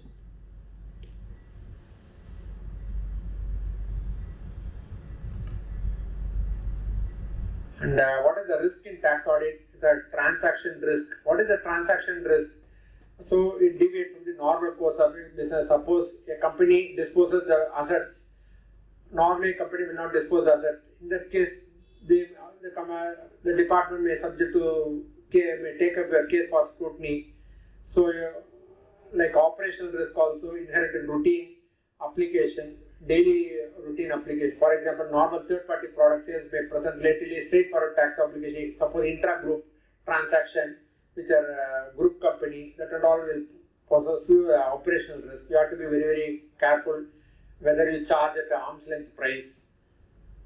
Whether last year your group you do not have any transaction, but this year you have got any extra transaction. So you have to be very careful with regard to operational risk. And a compliance risk, all the statutory compliance related, all 43B, TDS, everything, because it shows the integrity, accounting system, the accuracy of liability, and the necessity of staying informed, and effective use of technology. These are all compliance risks. Each company facing day-to-day operations of the business. And a financial accounting risk.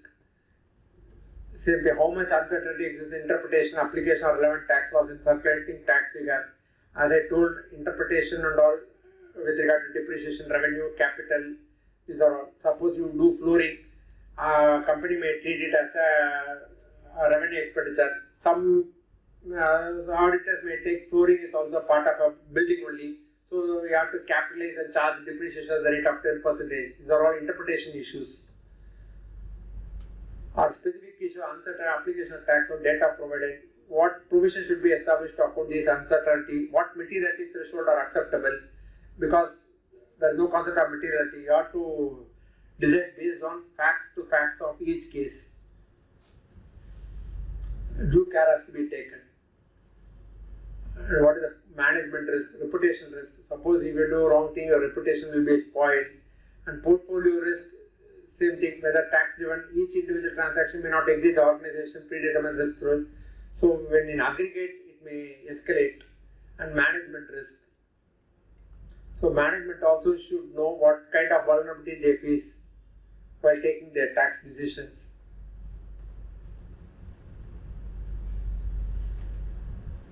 These are all just captured. You should at least keep it in mind. And Institute has published a compliance in reporting ITR, Taxation of Quality Review Board. There they have observed in 3CA itself, you should make a qualifying remarks that auditor's responsibility and management responsibility is very, very important.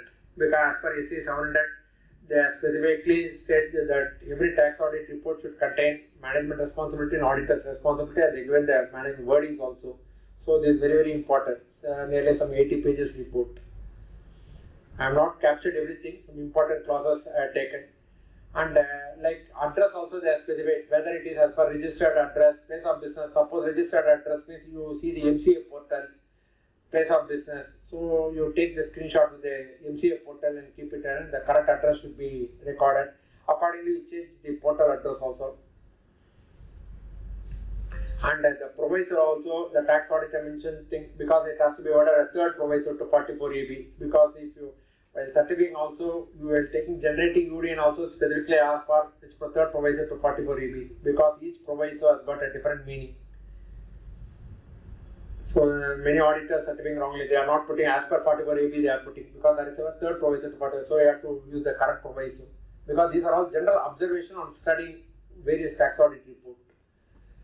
And whether observation, reviewing the audit report, observed companies have required to get their accounts audited, the third provision 44 will be under any other law has to be measured. And similarly, clause 13 they say, if any, while reviewing the various tax audit report, it was observed, if any adjustment is required to be made to profits and gains or income, other sources, in such cases, clause 13D is yes to be selected from the drop-down box in the menu utility. Once the same is selected, the form enables reporting details of such adjustment. In many cases, no was selected. Because you are making an ICDS adjustment by mistake, they do not know the implication, they are selecting no. So, these are all very, very important while issuing the tax audit report. Similarly, clause F, they say, which are in future disclosure are made, which are deviations from the notified accounting standard. The ICDS 6 and 8 we will not disclose. For 5 tangible assets, fixed assets, you have to mention the wording as per clause 18 of 3CD, because they are under each ICDS they are given a specific disclosure. Only as per the format of disclosure you have to mention. We cannot make our own wordings. They are given the wordings as per the ICDS.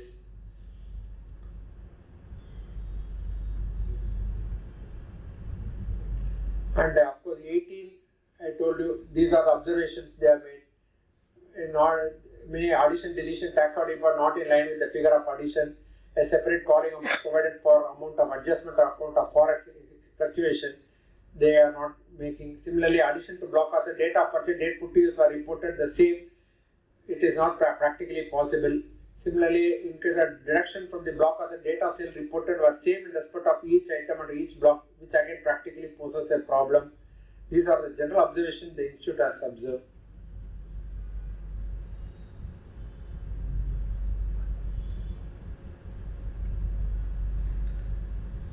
Similarly, I told fine, because the fine penalty, there is a provision, because they have bifurcated the fine penalty, everything, any other law, what is fine penalty. See, normally under the Income Tax Act, if there is violation only, it will get disallowed. Violation means like FEMA violation, infraction of law, violation of law only, it will get disallowed. So there are a couple of additions which is compensatory in nature will be allowed. What is compensatory? Suppose Employee contribution to provident fund, specifically Act has been amended. If there is a delay even one day, it will get disallowed. Suppose if there are other delays and based on that they are levying penalty, car parking charges, something other things, they are all compensatory in nature. It will not get disallowed. Only violation of law or infraction of law will get disallowed. So you have to see what is violation, what is infraction of law. So scrutinize all the rates and taxes account, miscellaneous expenses account, and you see the nature of the expenses, and you insist for any supporting fee for these and all. Supporting bill not be available. Supporting bill is not available. You have to disclose it. You have to disavow it. Otherwise, because it will come under misappropriation of income. Because we saw under 278 misappropriation of that is underreporting or misreporting. Misreporting will attract penalty at the rate of 200%. So I have to insist for all the documents. And a late filing fee and all, there is no provision to disallow because they say late filing is only a levy. But there is a specific clause, the 234E, whether late, because they specifically ask due date of filing, date of filing. That we can just mention because levy is different from penalty. It says 200 per is not a penalty, it is only a late filing fee. The same is not required to be reported in tax audit report. The institute itself has given this guidance note. And the 40A also they are given the sundry part in TDS and all. Many people what they do, they don't put the dates and all. They do or pin code and all. They put 999 dates and all. They put a random date and they say various parties because the institute they expect us to give line by line entry. Even if it is 10,000, you are supposed to be at least. If you could not able to provide everything, you should have the back paper, attach it by way of something, or you can just put by way of observation. Since there are various parties. We are disclosed under 190, we are disallowed TDS under clause 21B under various parties like that. You just put it in tax audit report.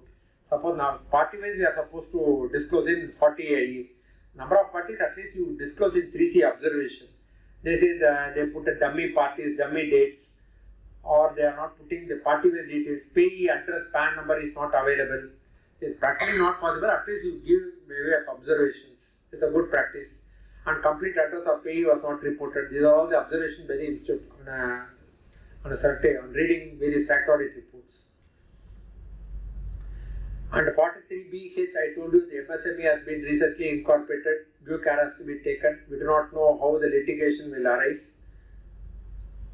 And they may call for extra document also.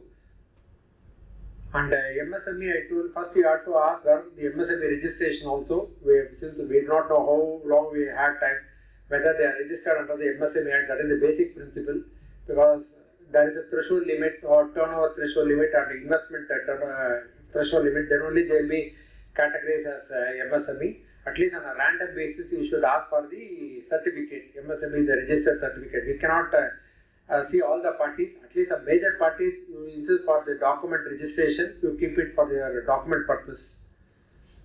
Because we cannot blindly accept what they say, these all comes under MSME or not, and we should insist for the certificate MSME, whether they are categorized as MSME or not. And this MFM clause may not be much applicable because the subject is litigative. And TCS, last year they have not brought lot of amendment, forex, remittance, everything they have brought ambit of TCS. Of course, we are reporting in clause 17B because there is one form called 27EQ also you are supposed to file in clause 34. We can just see and consolidate the TDS return and file the same. And as I told earlier, the format of ITR and 10BB should align. 10BB I not captured all the way, but some important things I will definitely, because I just have one hard copy with me. There are many things to be seen in tax audit report of a trust.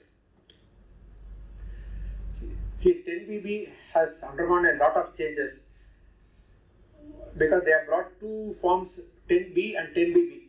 10B is applicable if the value exceeds, income exceeds 5 crores, or you receive any foreign contribution, or if assessee has applied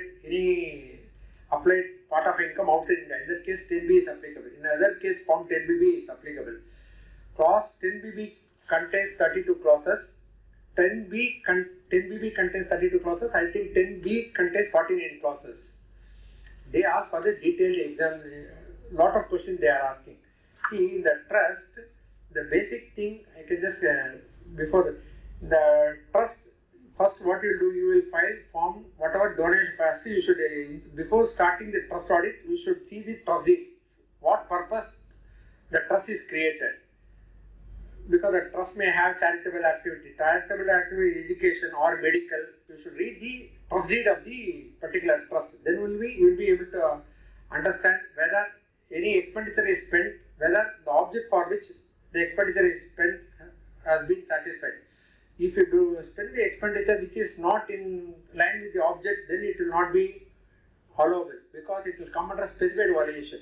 Because specified valuation, they are specified when the income is received which is not for the object, or if you receive any business income, or if you spend expenditure which is not in line with the object, or if you incur any expenditure for a particular religious community or religious purpose, then these are called specified valuation. Apart from, they also brought, if the books of accounts are not maintained, that will also come under specified valuation.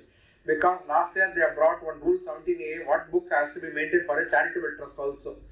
So due care has to be taken before start the trust audit. You should see whether 12A registration has been obtained, ATG approval is there. You have to see the object of the trust deed. You have to read thoroughly. Then you will be able to appreciate whatever application you make, they are spent only for the object for which it is created.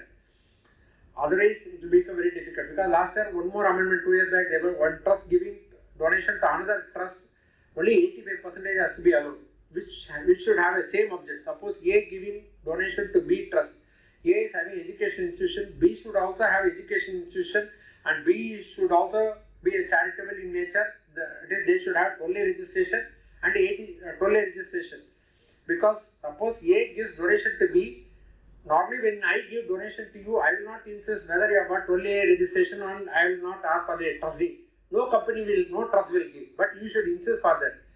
Only then it will be allowed at the rate of 85%. Suppose if you do not get the 12A of the other trust, or if you do not know the other charitable trust object, then the entire thing may not be treated as an obligation.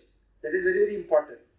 So you should insist for 12A registration, and you should also ask for the trust deed of other trust. Because no trust will like to share their trust deed, because this is also very, very serious. Because many trusts, what they do, they create number of trusts and they keep on giving donation to another trust. That's why they brought that 85% is allowed. This is very, very important. One trust giving to another trust having the same object and 12A registration, only 85%. Assuming that other trust having same object, but they do not have 12A registration, in that case that 85% will not be allowed. The entire expenditure will not be allowed, because the department will argue that it is not in the same object. Only if the other trusts also have 12A registration and trust deed same object, then only it will be allowed. And also they brought the expenditure should have been actually incurred. Suppose actually incurred means depreciation is notional, it will not be allowed, because the charitable trust says when the asset is purchased, it will be treated as an application of income. Depreciation will not be allowed, because depreciation is notional. Similarly, bad debts and all, there are decisions, because the act has been amended, only if it is actually paid, expenditure will be allowed. Unless you actually paid, it will not be allowed, because in the trust there is a special mode of computation. Suppose the income is 100 rupees, 15% by default you can accumulate. Balance 85 rupees is that. On the out of 85 rupees, you have to ensure whether the 85 rupees has been spent for the object for which it is created. Assuming you have spent only 70 rupees, balance 15 rupees you can accumulate over a period of 1 year or 5 years. Suppose if you accumulate over a period of 1 year, Form 9A can be filed. If you accumulate for a period of 5 years, Form 10 has to be filed. At the end of the 5th year, before 5 years, you have to spend that money for the particular purpose. Suppose if you do not spend that money, at the end of the 5th year, it becomes taxable. Similarly, Form 9A, if you file after the end of the 1 year, if you do not spend that money for a particular purpose, then it becomes taxable. Because in the ITR itself, it is specifically asked the year of accumulation, year of income, pay, the year of accumulation, amount spent. So due care has to be taken. While reading, you have to see the last year ITR also. And the Act also has brought amendment within 2 years prior to the date of filing return, you have to file Form 9A or 10. Within 1 month prior to filing return of income, you have to file 10B or 10BB as the case may be. And ITR due date, if it is subject to audit, it has to be, the 10BB has to be filed by October, ITR has to be filed by September, and ITR has to be filed by October. Similarly, if it is not subject to audit, then the return has to be filed by 31st of July. So these are all very important. The expenditure, you have to see whether expenditure has been filed, and whatever donation you receive, you should insist for the name, address of the payee, that is donor. Otherwise, it will be treated as an anonymous donation, because when you upload Form 10BD, specifically it asks for PAN number, Aadhaar or election voter ID, one of the document it will ask. Suppose if you do not able to upload, then you cannot upload in that Form 10BD. Automatically, once you upload 10BD, that like TDS certificate, one form called 10BE will be generated. That is called the donation receipt. Like ATG, those days you used to give manual certificate. Now automatic system generator. When you upload, once you upload 10BD, automatically 10BE will be generated. So 10BD has to be uploaded before 31st May of the next financial year. Suppose that institute also come out with a guidance note, some small institute publication. Even donation in kind also, we have to take the fair market value. Suppose I give a gift of a vehicle to some trust. So what is the fair market value of the vehicle? That also has to be taken and it has to be uploaded. Suppose if the payee identity is not known, I cannot upload 10BD. But for the purpose of finalizing financials, you have to take into consideration all the income, not even 10BD income. In other words, 10BD income should align with your financials. Some case 10BD amount will be less, because if the identity of the donor could not be made, you cannot upload 10BD. Whereas suppose I give donation to a trust 1 lakh, the trust could not be able to get my identity, either PAN or Aadhaar, they may not be able to upload my identity. But for the purpose of financials, I am supposed to take that income also into consideration, because in the bank statement it is reflected, whatever income credit side. So in the auditor's report, that is a specific column, what is the voluntary donation, what is the income reported in 10BD, what is the income reported in financials. So my income can be much more than that, because what is the anonymous donation, that is a specific clause in Form 10BD also. Because anonymous donation is taxable at the rate of 30%. Anonymous donation means the identity of the donor is not known. There also they are given the cap, 1 lakh or 5% of the income, whichever is higher. Up to 1 lakh you are safe for 5% of income. Over and above, it becomes taxable at the rate of 30% plus surcharge plus cess. So you should, charitable trust, you have to be very, very cautious. You should, when you do the charitable trust, you should keep all the record, identity of the donor, everything. Identity of either PAN, Aadhaar, and also you should see whether it is a voluntary donation or corpus donation. Because corpus donation can be spent only for a particular purpose. It cannot be used for other general purpose. Whereas voluntary donation can be used for the purpose for which the object is created. And the corpus donation also, there are a lot of amendments. Suppose if I give corpus donation to another trust, it will not be treated as an application. The year in which I replenish the corpus, suppose there is a 11.5 mode investment prescribed under Charitable Act, like post office, savings bank account, fixed deposit in bank, they have prescribed a lot of things. Only in that mode I can keep that money. I cannot keep money in any other mode. As per 11.5 mode only, I am supposed to keep that money. Suppose a charitable trust deviates that money, it will be treated. Suppose, example, a trust give loan to related party. Here there are two violations. One is if I give loan to related party, I have to charge interest as per section 13. When I give to outsider, what interest I will charge? Same interest I have to charge. Suppose I do not charge interest to related party, then it is not at arm's length. Another thing is I am deviating that money, because I am supposed to keep money only 11.5 mode. I am deviating that money and I am giving to trustee.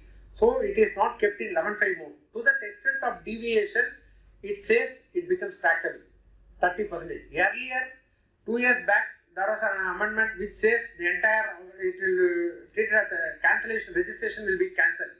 So the department took a lenient stand by amending that. It says only in case of specified violation, the registration will be cancelled. The specified violation means books of account not maintained, or income is spent, object for which the expenditure is spent not for the purpose for which it is created, it is spent outside India, or the money is spent for particular religious committee. In that case only specified violation. See here, the corpus donation is not treated as an application, but when you replenish that amount into 11.5 mode, it will be treated as application. So whoever gives corpus donation, a trust should maintain a separate account for voluntary donation and also for corpus donation. They cannot mix both the accounts, otherwise it will become very difficult. Many trusts are not following that. Suppose if you mix the bank account of trust general bank account or voluntary donation, corporate donation become very difficult. The earmark it is very difficult. Similarly, when you take a loan also, the loan has to be repaid within 5 years. Repayment of loan is treated as an application because they made a cap. The loan, because in the balance sheet they keep on keeping the liability, they keep on showing as a liability. So they brought an amendment last year that any liability if you take, it has to be repaid within 5 years. If you do not make the repayment within 5 years, the entire becomes taxable. And there is a penalty clause also. Similarly, they brought cash expenditure also 40A3, cash expenditure about 10,000, and the TDS non-deducted, that also they have brought for charitable trust, and the trust also should file reconciliation of a expenditure with the profit loss account like companies. Tax audit, that also has been brought. And for religious trust, ATG will not be given. Only for charitable trust, ATG will be given. For if the trust has got both charitable and religious, of course ATG will be given. But only thing is that 15%, 10% has to be given, 5% has to be spent for this. You have to maintain separate books of account for charity and religious, because there is a provision in ATG. The 5% has to be made for the religious purpose. Because the foreign anonymous donation, I told you, CSR donation also has to be spent for only for the particular purpose. And one clause is called any the, because if you read the definition of charitable purpose, it says yoga, medical, education, relief, and any other object of general public utility. That clause is very, very general. Any other object of general public utility definition, it says only up to 20% of your main business you can do. Suppose my main business is education, trust object is education. I can sell textbook which is incidental to my main business. Up to 20% it is allowed. I cannot do more than 20%. Suppose the trust object is education. I cannot do any other, like I cannot do selling chairs or other things. That is a different business. Suppose the entire business becomes taxable, it is a specified violation. The business can be done provided the incidental should be in line with the main object. That too only the 20% can be done. So due care has to be taken. Suppose if the trust receives business receipt, you have to see what is the nature of the income, whether it aligns with the main business, whether the 20% does not exceed with the total income. So you have to take care, and of course the reconciliation of 26 AS with your profit loss account, same thing you have to do for trust also.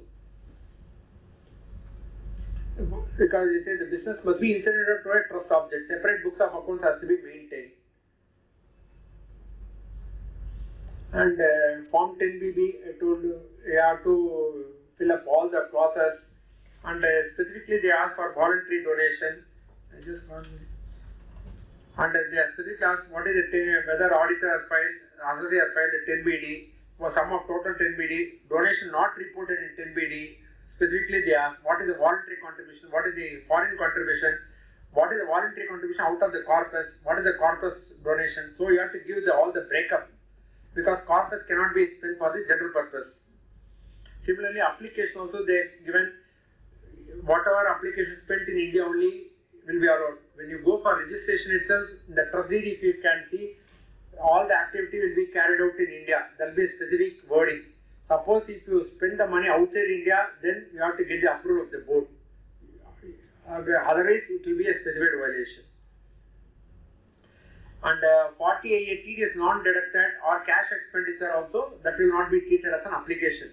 Suppose out of 100 rupees income, 15 rupees accumulation, 85.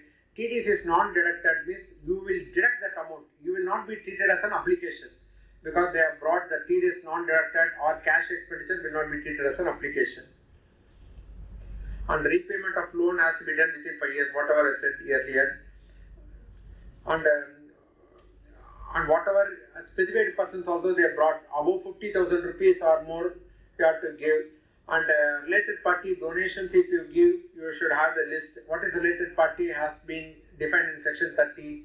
Author who has got a substantial stake in the trust.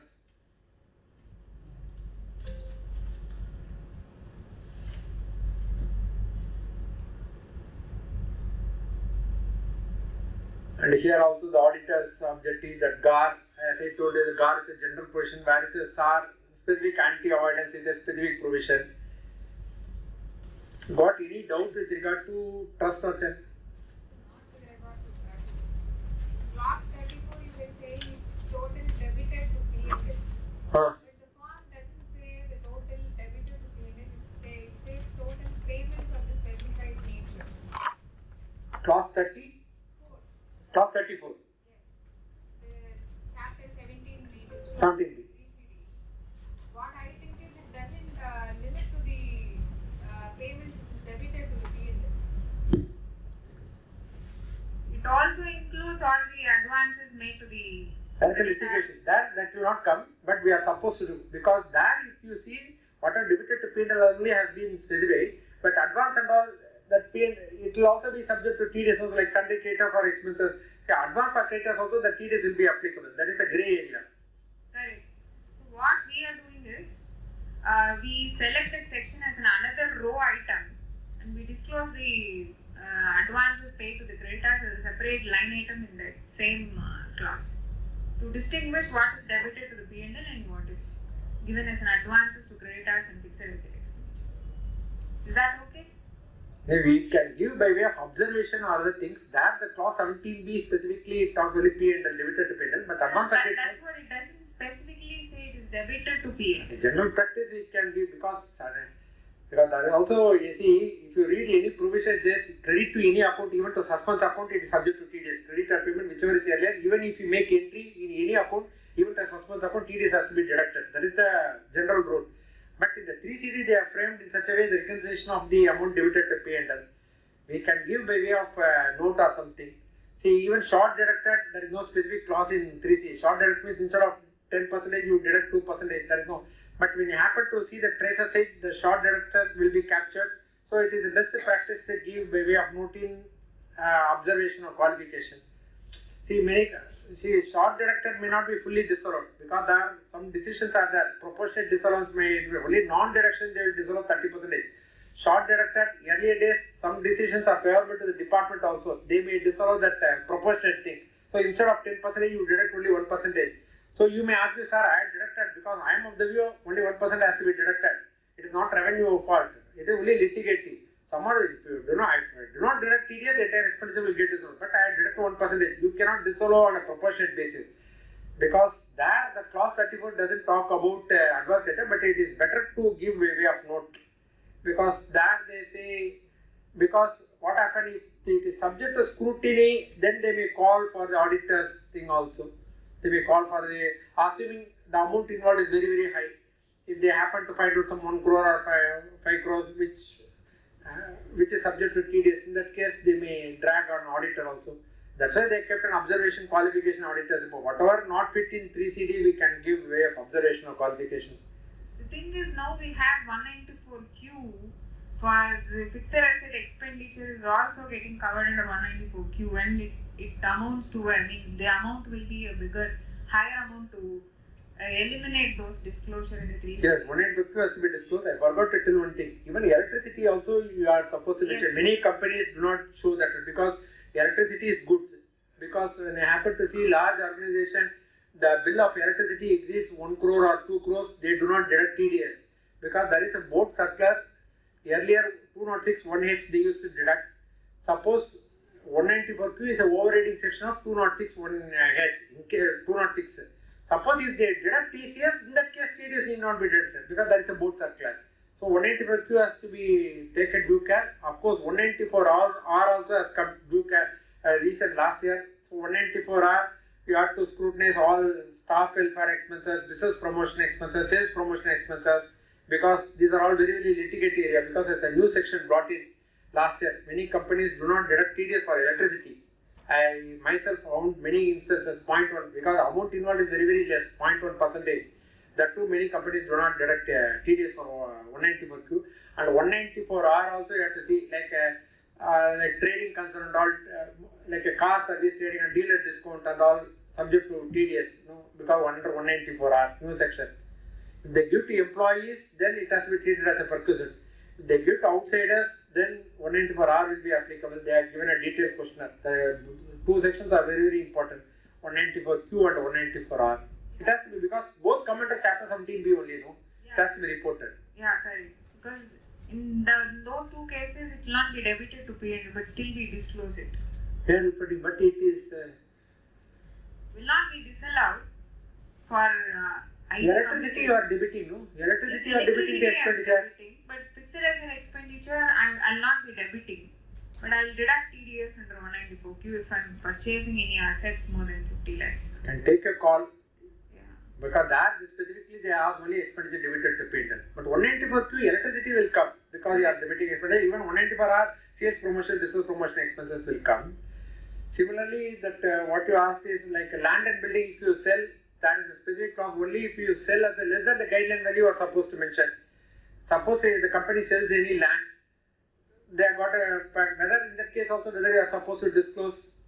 According to me, not necessary, because if you see the language less than the guideline value only, they have specifically asked what is the value at which you are sold, value adopted, guideline value, like that specifically the clause is reframed in the tax audit report. Not debited to P&L, strictly speaking, not necessary to be shown. You can take a call. But some people may show as an observation. That we need not show. 34A is very, very clear. 34A only expenditure debited to P&L only will come. 34A, even I agree with them because even the tax audit, the header, it says is amount of receipt or payment. It doesn't talk about debited to P&L. But 21B, there it will come. No, 21B, 21B la vandrula. See, normally 21B and 34 clauses should tally. That 21B will come. No, it is not deducted. Yes, 21B is with the what is debited to P&L. But clause 34 doesn't talk about the what is debited to P&L. It talks only about the receipts or payments, which is subject to TDS. But in that case, you have to supposed to show in clause 21B, no, anyway. Expenditure not deducted. Expenditure not deducted. There it is specifically saying the disallowance or non-compliance with respect to TDS where it is disallowed. I happened to read one BCS journal in Chamber of Tax Consultants. There they say it's a litigative area, it's a grey area, advance payment specifically they are not shown, it's only a grey area. Because I just happened to read that one. It's a very grey area. Because specifically in tax audit report they are not explicitly told, but you have to take a call. You can give by way of note or observations in order to safeguard yourself. Because as a tax auditor you have to safeguard ourselves. Suppose if you are in the profession, because company may not allow from the management side, but as a tax auditor you can safeguard. Yeah, that is why normally we discuss. But that is a grey area. Because explicitly they are not given. Because in the Chamber of Tax Consultants, one of the slide also they are given. The advance specifically they are not given. It's a grey area, litigative area. Any other thing with regard to charitable trust or things we want to supplement or something? Normally 10BB is not applicable to an educational institution which is substantially financed by the government, which is covered under 1023 CPE. See, now in this budget, if you see to 24 budget, everything will get merged with the 12A. There is no concept of 10BB. Because 1023C, there are various sections, no, 6, 7, 8 and all. If you see that everything will get merged into 12A. Because earlier what happened, they keep both registration, 1023C and 12A. Now the department say either only one, because normally 1023C is a overriding section of 12A. Because that is a specific section. So now the department find it. Those who are not renewed, that will lapse because the registration has to be done within a specified time. Suppose if you are not registered 1023C, that will lapse. Only 12A will be valid. Now this budget 2024, they say all 1023 series will get merged with the 10BB. So your question is explicitly financed by the government for that. Earlier that audit report for earlier form, that is earlier for 1023C it was form 10B. Now they have made two forms. One is 10B, 10BB. 10B is applicable if the income is 5 crores applied outside India if you receive foreign contribution. Any other case they say 10B. But now this after the budget everything will get merged into 12A. No? There is no 1023C and all. The budget they have made an amendment no 2024. But in 10BB it specifically applies for those subclasses which is mentioned. In 1023C, I can share 10B. I am having the copy of the 10BB, hard copy of 10BB.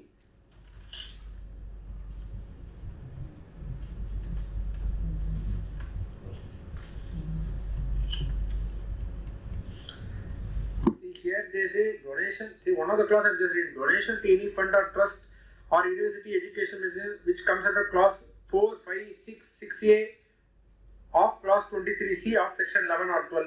Correct, sir. So in that 23C, 3AB is not covered. 3AB is not covered. So we are claiming exemption in that, Yes. that clause. So 10BB will not be. But these days department is asking even for 23C, 3AB. They are asking for 12A registration to claim the exemption, and they are asking for this tax audit report to allow that exemption. We have a specific case where the department is raised a demand not considering those exemptions. You are coming under 3AB. 3AB. That is wholly financed by the government. Purely financed by the And government. amount is More than 50% of their expenditure, all the salaries to their staff is financed by the government. I'll just look into it because specific clause has to be looked into it. But for generally audit report under clause B of proviso of 1023C, this 10BB will be applicable. That is clause B of 10th proviso to clause 23C of section 10, it will be available. Because it says audit report under clause B of 10th proviso to clause 23C of clause 10. See, the department may not be wrong also, because we have to read also, because see, they say if it is blanket exemption, they are given 1023C, less than 5,000 on blanket exemption, full exemption, like 1046A and all. You need not file the return at all. In that case, blanket exemption. In other cases, strictly speaking, you are supposed to file the return, you are supposed to file the audit report also. Because the department may not be wrong also. I'm not very sure, but anyway, I will look at it. 3AB you are asking. 3AB, fully financed by the government. In that case, whether audit report is applicable, and also, but we are filing ITR also, you are filing ITR? We are filing ITR. We are claiming that exemption. We are filing ITR. We are exempting the income whatever they have in excess of their expenditure. But whether you have got any specific notification to say the audit report is not mandatory, on what basis you are coming to the conclusion? The basis is the specific clauses. If we read that rules underlying the 10BB, it says specifically applying to those subclauses where this specific subclause is not covered. This is because I am having the hard copy of 10BB with me. I could not be able to lay hand. I have to see the rules specifically. Whether the 3AB gives a blanket exemption. In that case, but in the ITR also you have to select specifically all the sections. Otherwise, automatically it will take. That is 3AB. That is a specific drop down box. We are selecting 3AB in the ITR. Anyway, I will look into in it. ITR, it is allowing us to take the exemption. It is going as a nil income return. It is not asking anything else. But while processing under 143(1), they are not claiming that exemption. I mean, they are not allowing that exemption. Oh, since audit report was not filed, the application of income is not allowed. filed, and they are saying there is a specific registration required for 1023C, and we don't understand what is that registration apart from 12A. 12A is a re-registration. That is it. See, all the trust has to get it re-registered. 1023C or 12A has to get it re-registered. Whether you got a re-registration? No, actually, there is a specific problem here because they obtained the PAN under trust, but it is not actually a trust. It's a society registered under Society Registration Act. See, all the trust or everything, whoever comes under 12AB or 1023C, they have to get it re-registration. And of course, the time limit they keep on extending till, I think, last date is 30th July or 30th, they have given last year. Because it's a unique identity for 15-digit number, they will give a provisional registration for 3 years or 5 years. After the end of the expiry of that period, before 6 months, you have to apply for permanent registration.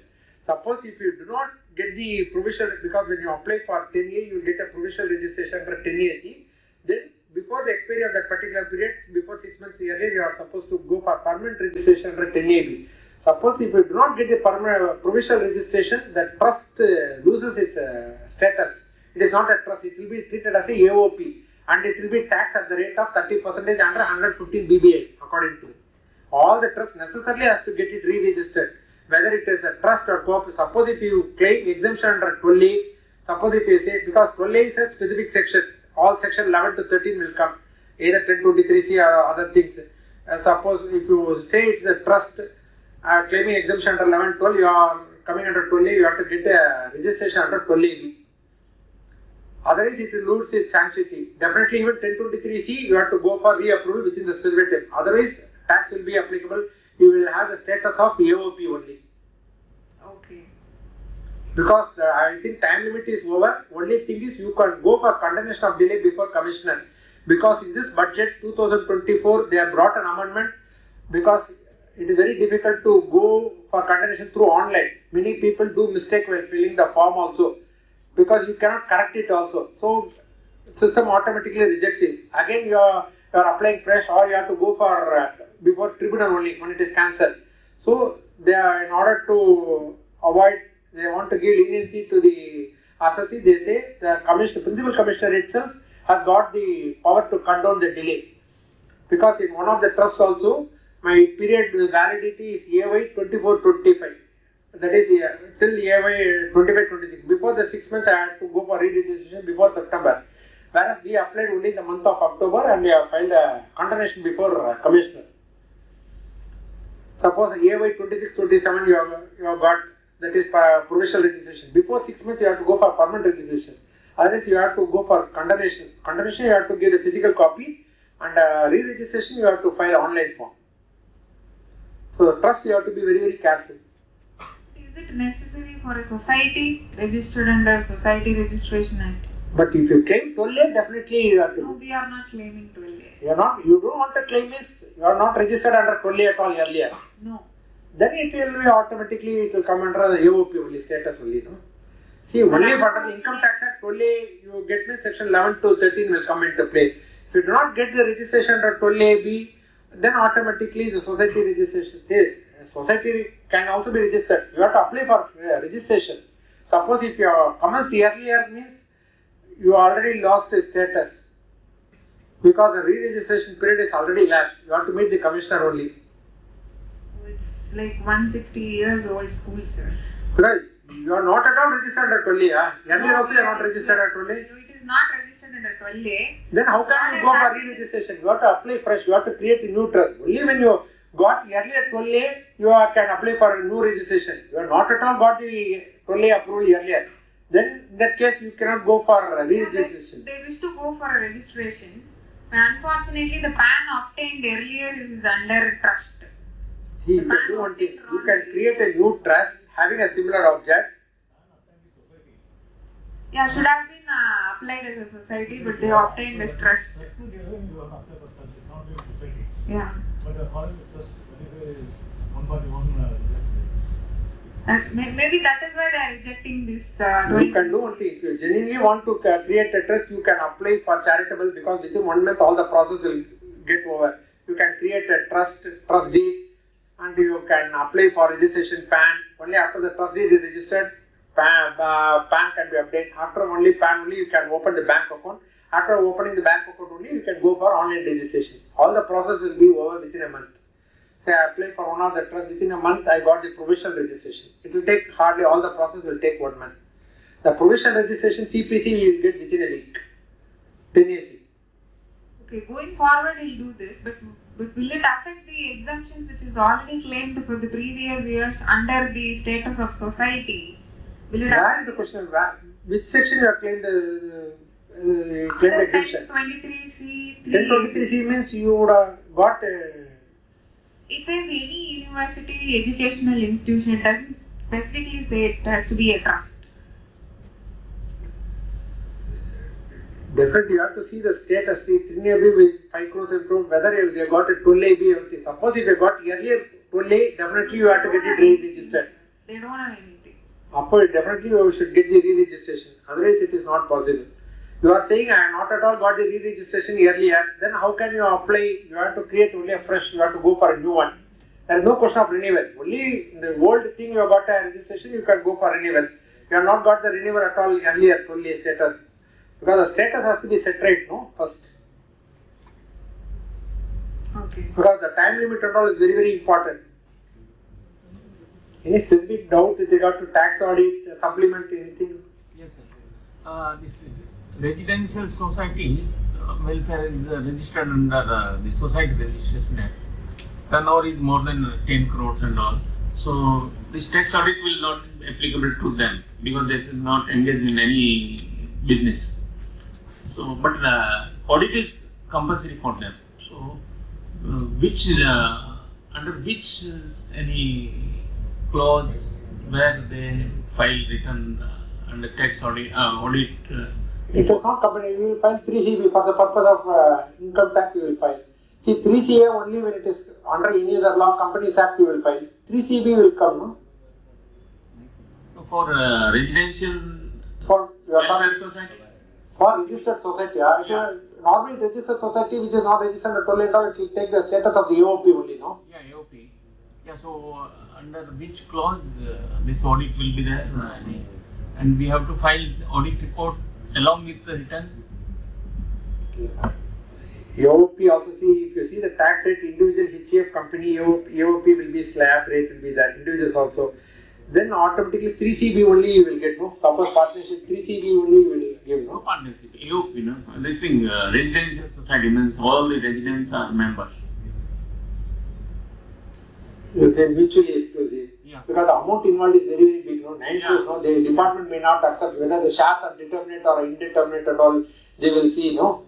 Because it is an unregistered society, no? No, it is registered under society registration. That is okay for the purpose. You do not have any exemption. No? See, under the Income Tax Act, you should get some exemption to claim a deduction. See, there are exemptions like Section 10, Provident Amendment 1015 or 1046A and all. There is a board approval. That should be a specific exemption. No? Under which section you will claim the exemption?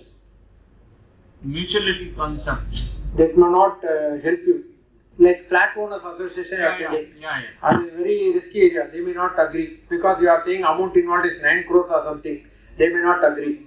See, the flat owners association, the concept of mutuality is that there itself the amount involved will be a little significant. In your case, the amount involved is 9 crores or something. You are telling something crores and crores, almost 10 crores means tax audit. It will be all cash, huh?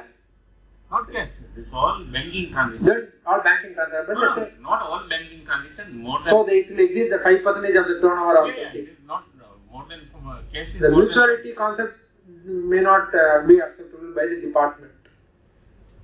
Because mutuality concept, so you are getting the money from the members, paying to them only, same thing. They may not agree because the shares are determined and the amount involved is very high. They may not accept.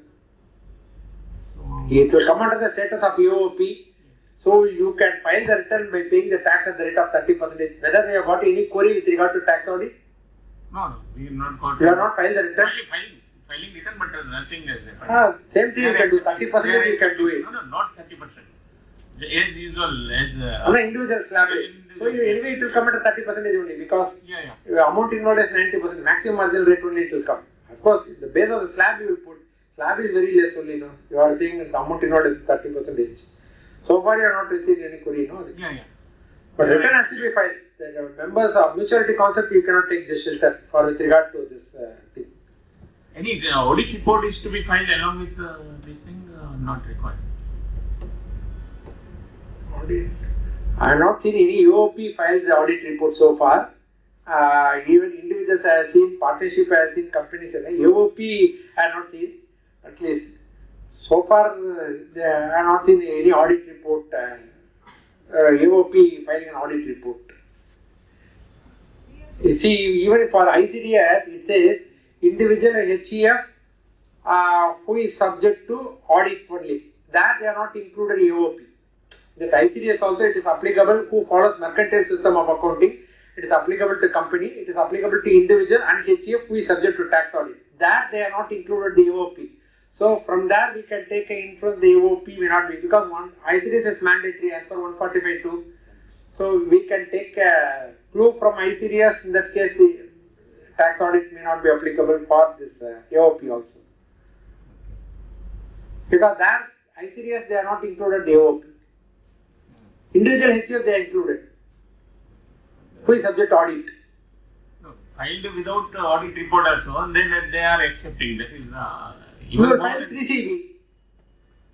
You will file 3CB. Under any other law only, no, for income tax purpose, you can file any report. See, they may not say no. See, 3CB, 3CA under company law. Under for 3CB, for the purpose of income tax, you are filing. Suppose I am an individual proprietor, I am doing business. My turnover exceeds the threshold limit, I am supposed to file only 3CB. Like that AOP they will accept. Only for the purpose of tax purpose you are filing 3CB, no? So the department will accept it. See, 3CB is only for the purpose of income tax audit, no?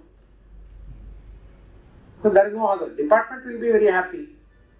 See, it's only a form, only a small disclosure. Most of the clauses will be nil, according to me. But TDS and all other things, if you make the payment to any lift maintenance charges, other things, if you make means TDS not deducted, in that case you will end up in problem, no? Because there is 3CB also, there is a tax audit clause and all that, no? Because in that case, if you do not deduct TDS, if you are making contract to lift maintenance person or bigger maintenance, building maintenance, if it exceeds the threshold limit, then TDS will be applicable, no? In that case, you will end up in problem. If you do not deduct TDS, you are drawing the P&L, drawing the expenditure, income expenditure. In that case, you will easily get caught. You are paying to auditor. Definitely some maintenance will be there. There will be huge maintenance, lawn maintenance, building maintenance. Definitely it may cross 1 lakh, according to me. Out of 9 crores, definitely 1 lakh it will cross. In that case, you are also subject to deduct TDS. In that case, you are supposed to update TAN number also. If you do not get TAN number, then the department will catch you.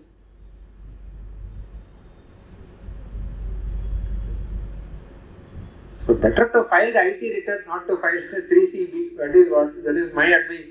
Unnecessary, if you file 3CB, they may ask other things also. Where is the TDS reconciliation, other things. You will end up with problem. Because in that case, there is no specific exemption for TDS.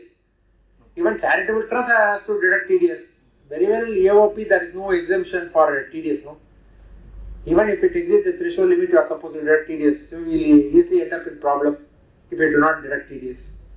And cash expenditure about 10,000, definitely some plumber, other things you would have incurred lot of expenditure for which bills may not be available. There also the disallowance will be there. And the penalty clause also will be there. The loans and advances also they will see 2.6 in SS&T, they may interpret in a different way. If you receive more than 2 lakhs in cash or T repayment, they may interpret it as a loan or advance, whatever may be. There also they may interpret in a different way. No?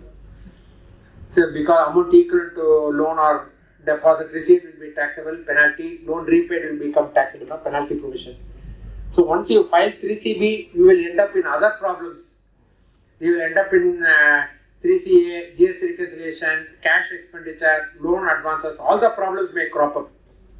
But if without filing 3CB, they will nothing will happen. No, they can. But you told no. So far you have filed only ITR. No, I think that will be better. You maintain the same stand. If you file 3CB, the department will be accept. But mentally you should be prepared for this kind of risk. All TDS provision, GST reconciliation, cash expenditure, everything you should be mentally be prepared. You should keep the accounts clean. Otherwise, unnecessary will end up in problem. Because the amount involved is significant, 9 crores, definitely they may ask. Anything you want to supplement to something, tax audit, other thing? Just certain clarifications.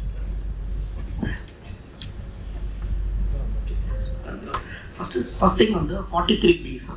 When we were discussing, we were saying about the provision and the reversal. Where reversal will not be considered as an allowable expenditure. Is my understanding correct, sir? See, for the purpose of one of the client, what they did recently, they have reversed the gratuity. So, for the purpose of 3CD, the clause, there is a clause, no, opening balance, paid, not paid. Last year, previous year, paid, not paid. So, last year I have shown us not paid. So, they have reversed. They are not paid. See, whatever paid last year, whatever paid before March 24 will be allowed. Whatever provision I made as of 31/3/2024, that has to be paid before filing return of income. So last year they are not paid, they have reversed it.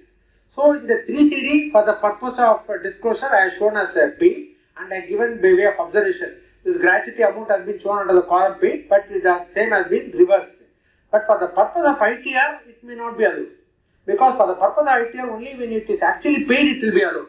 But for the purpose of disclosure, I will say reversal also will be paid and I will give by way of note in 3CD. Because otherwise it will not tally, because I am showing the income, no. See, last year not paid, I have shown gratuity. This year you are reversing. Reversing is before March. So I will show as paid for the purpose of disclosure and I will give by way of note. The last year gratuity not paid amounted to 1 crore. The same has been reversed. I will give a passing remarks in my observation column. But while file the ITR, you cannot claim it as a deduction. When you claim this deduction, department may not allow because you are not actually paid. Because the language used in 43B is notwithstanding anything containing any of the provisions of that, the amount should have been actually paid. Unless you make the payment, it will not be allowed as a deduction. The reversal cannot be treated as paid for the purpose of 43B because this is a statutory liability. Suppose with regard to provision for bad and doubtful debts, suppose once I disallow it, you reverse it. So I will deduct it because 2 times it cannot be disallowed. Earlier I disallowed at offering as an income, I am claiming. But for the purpose of 43B, I don't think so the department will allow if they happen to find out. You go read it. What I observe in the guidance note of tax audit, and it clearly says in the 43B, even in case of there is a reversal, the reversal will also be considered as paid because this reversal is not subject to tax because it doesn't squarely fall into section 41(1). And see 43B for the purpose of tax audit, I am showing as a reversal as paid, but for the purpose of ITR, it may not be allowed. That is my view. ITR also it says that it can be claimed because I have earlier this one. For example, because even the sales tax deferral, reversal and all, there are decisions cannot be treated as actually paid. Same logic should hold good here, you know. Suppose sales tax deferral, other things, older days and all, the deferral and all you are reversing, it cannot be treated as paid. That is a Supreme Court, other decisions also. The same logic should hold good for this also, no. See, but for the purpose of 43B, I am treating as paid. I am just giving you a disclosure because the amount should match with your ledger, no. Suppose if I do not show as a paid, it will not tally with the financials, no. See, financials you are mapping, the closing balance of the bonus or leave encashment or gratuity you are mapping with the credit for the purpose of reconciliation I will show as paid. But for the purpose of deduction I cannot claim, no. Because it is a statutory liability. According to my understanding, it may not be, you have to caution the client. But I will give by way of note, it is reversed. We are also giving by way of note in that paid will include both payment made as well as the reversals. But here there is the only reason because it's earlier dissolved. For example, even in the gratuity, we make a provision based on the actuary, but actual payment can vary differently. See, strictly speaking, the department can collect only the legitimate tax. Twice they cannot tax that because you are reversing, you are offering as an income. That is the general rule. But only thing is this is a statutory payment that was because the word used is paid, actually paid. That is the language used. So one more doubt regarding this topic. Suppose I have created provision 100 rupees for financial year 23-24. So my outstanding balance as on March 24 is 100 rupees. And subsequently till ITR filing I have paid 70 rupees. So 30 rupees I have not paid. I have reversed also before ITR filing. Provision is general provision. Say for gratuity or for bonus which is covered under class 43B. Okay.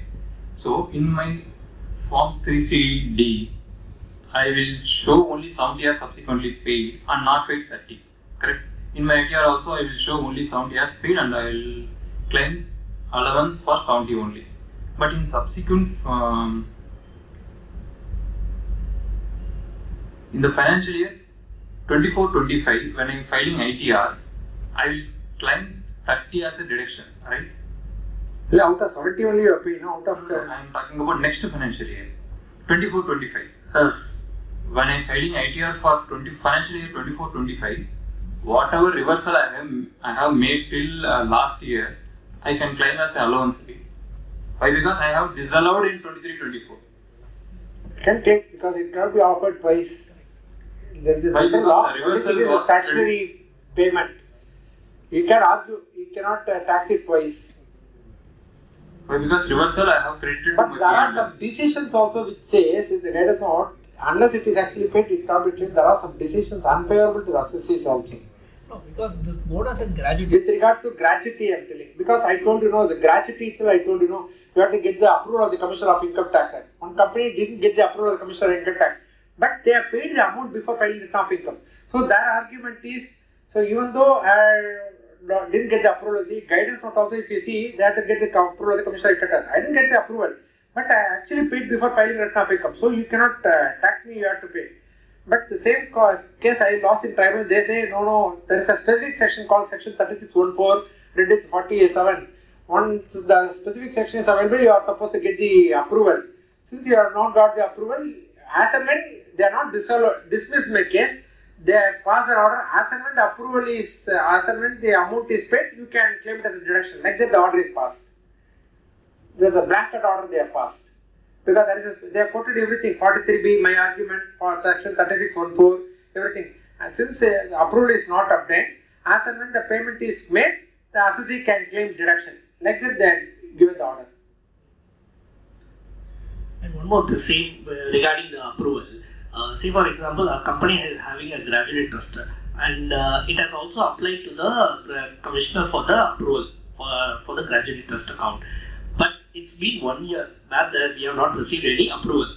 Now the question of the client is whether he should go and disclose it under 40A7 or under clause 2643B, because the client feels that the time period is lapsed. So can I take it as a deemed approval?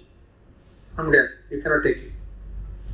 Same problem arises for me also. 3-4 years I didn't get, because the commission keeps on changing, officer keeps on changing. You cannot take it as deemed approval. You have to get the approval of commissioner in contact. It's a one-page approval. We cannot take it as a deemed approval. And the documentary evidence is available. The department may not allow it. Next, last question, sir. Regarding the 269 ST, say for example, there is an NBFC bank, where when the loans are getting default, what they will do, they will recover the vehicles. If there is a vehicle finance company, they will recover the vehicle. Say for example, there are 3 vehicles which is recovered from the customers, and at the end of the day, when the loan is NPA, they will sell it in the auction. So, say for example, each vehicles are say some 70,000. It's received in a cash from a same party. So it aggregates to 2,10,000. Purchased, the 3 vehicles are purchased by a single customer in the auction, but it's for 3 different portfolios, loan portfolios. 3 different loan portfolios. Say for example, the NBFC would have financed to customer A, B, and C. This 3 is defaulted, which is sold in the auction as 70.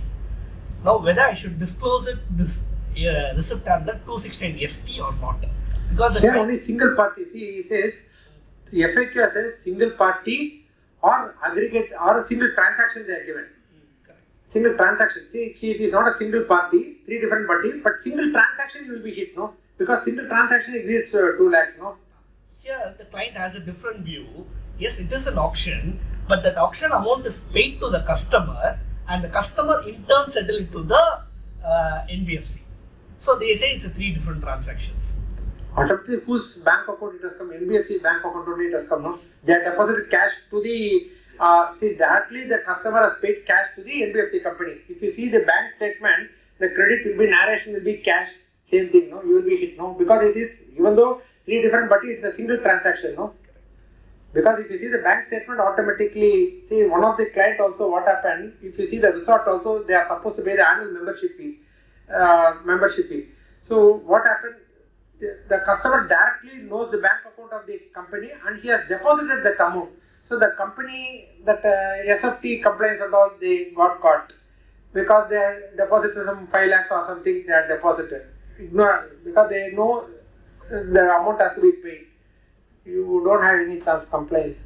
Even single transaction, you will be hit by this transaction. That is what is our view, but client is differing in this. Because there is FAQ, it is regarded a single person or single transaction. So the single transaction will be hit. Suppose different parties are, you will be not be hit, but single invoice you will be hit. At least if you make 3 invoices, you will be safe. You would have been safer. Invoices are 3 actually. Invoices are 3, yes. But a single day, Single day. Because it's quietly falling under. Because there also FAQ says in a single day. There also that FAQ is a single day. Correct. You will be hit. Because one of the, when they gave the guidance of the SFT, they given that FAQ.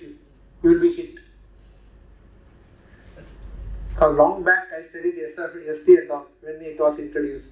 With my memory I am just studying this one. Sir, with respect to 43VH disallowance, do you have to disallow the basic value or the invoice value? So why I am asking you is, you would have availed the input credit. So 43VH, MSME vendors. So you would not have charged the input credit in the profit and loss account. So do we have to disallow the basic value or the invoice value? See, what we do, we try to map up with the annual accounts, because annual account they are supposed to show the figure, no? That outstanding amount they are supposed to show, no? that more than 6 years. So we ask for the breakup of that amount, principal amount outstanding, we ask for the breakup of the amount, and we segregate whether it is 45 days or 15 days. Out of 45 days, we select some random invoices, bigger invoice, whether PO order is available, agreement in writing, not in writing. Then only we can determine whether it is 45 days or 15 days. So you are asking whether it is invoice value or the basic value. Because I will not charge the GST portion to my P&L. I would have. But in the financials, what amount you are disclosing? In the liability, it would be including GST. But in purchases, it would be basic value. Ultimately, the P&L, it would be GST only we are taking, because we are going by the annual value only. Like that, what only the guidance was also something the clarification also gave. Because based on that only we take up the breakup. The annual accounts financials, they are supposed to mention the MSME, the total value which includes GST. From there only we are asking the aging. From that aging, we filter it more than 45 or 15 days. Then agreement from that value only we are taking. We are not ignoring the total. Okay. Because it is very difficult, no? Impact to the P&L is only the basic value. Here only tax, what is payable to, that is only it has to be disallowed. So that way you have to. If you take the invoice value, it will become very cumbersome for them, because at least from that it is very, very cumbersome. If you take the basic amount, you should ask for all the invoices. Practically not possible.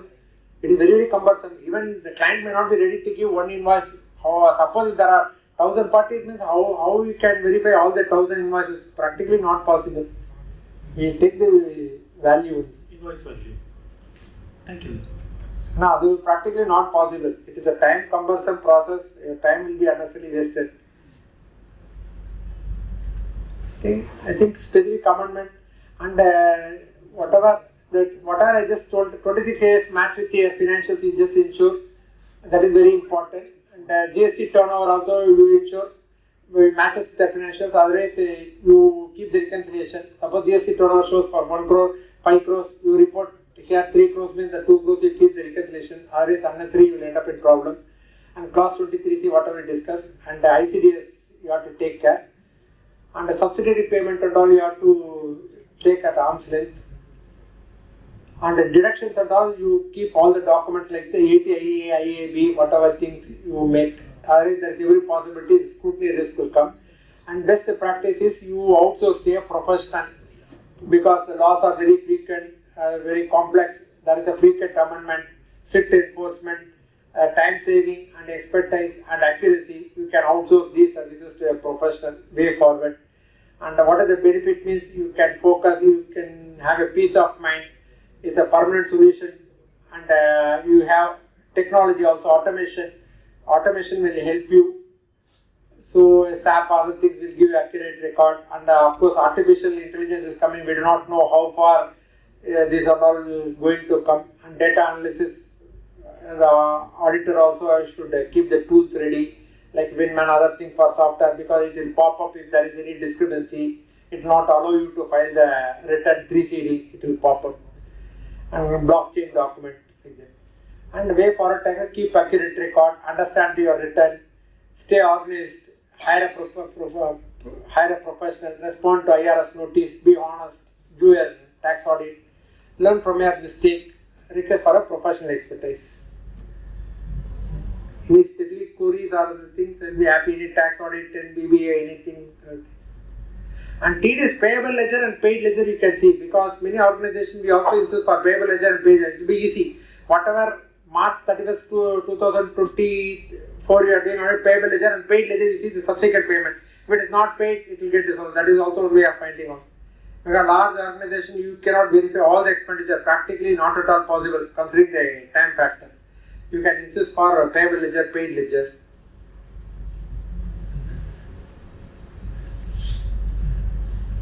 Amari, you keep LOR, management representation, everything ready.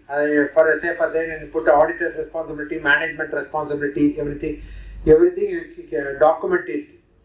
At least you can safeguard yourself. Because the accountant also keeps on changing. They may not have any record, they will blame you. At least you have to be very cautious. Any specific question or things? Any tax audit? Because I just covered repairs company, because This is basically a risk in tax audit. I have not covered all the costs, but at least some TDS, GST, repairs and maintenance. What are the precautions you should take under ICDS, under 10BB? You have to be what precautions you have to take, what kind of risk you will face with the department. You have to be very, very cautious. Otherwise, you will end up in a lot of litigation and things.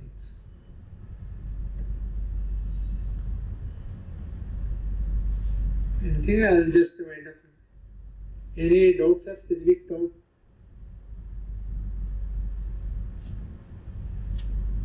Thank you. Thank you SIRC for giving me an opportunity. Thank you very much. It's a good learning for me. Anyway, I will also take your query into consideration. I will also probe the 43B because when I happen to find out reversal can be treated as paid. Of course, the ITR, the department may not allow it. That is our view because ITR is the responsibility of the company. As far as us is concerned, we are disclosing by way of note. We are very, very safer. But from the company's angle, we do not know whether ITR will be the company will allow or not. Anyway, we are safe as a tax professional. We are disclosing. Thank you very much.